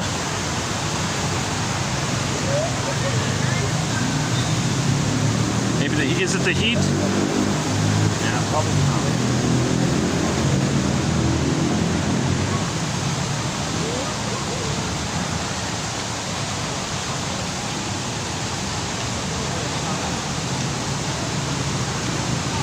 He's a pacer, this one.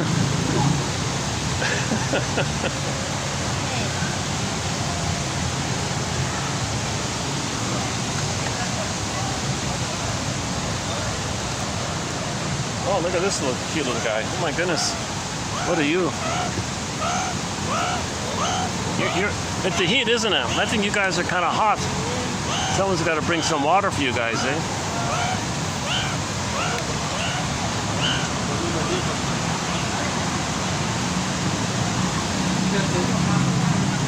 Oh, another one. Oh, he's quite animated, huh? This one here. My goodness, eh? What's this one called?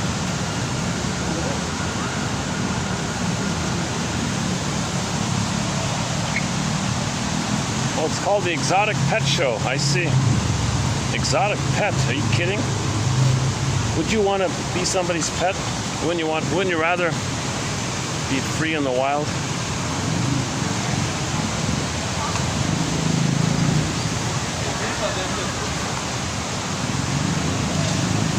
Oh, these ostriches are hilarious. The humans must be crazy, eh? Reminds me of the film.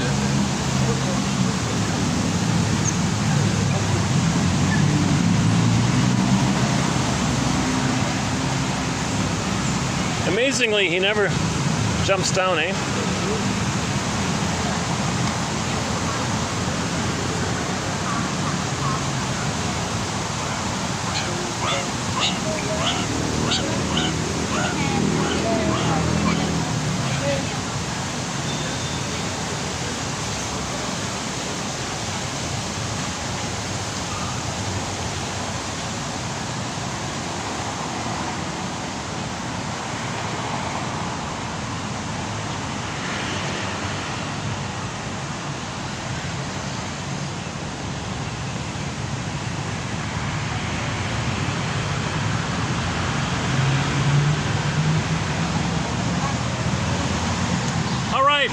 Rain or shine for the love of narrative medicine. May the psychoanalytic force be with you. Thanks very much. We'll see you in TQ 3116. Until then.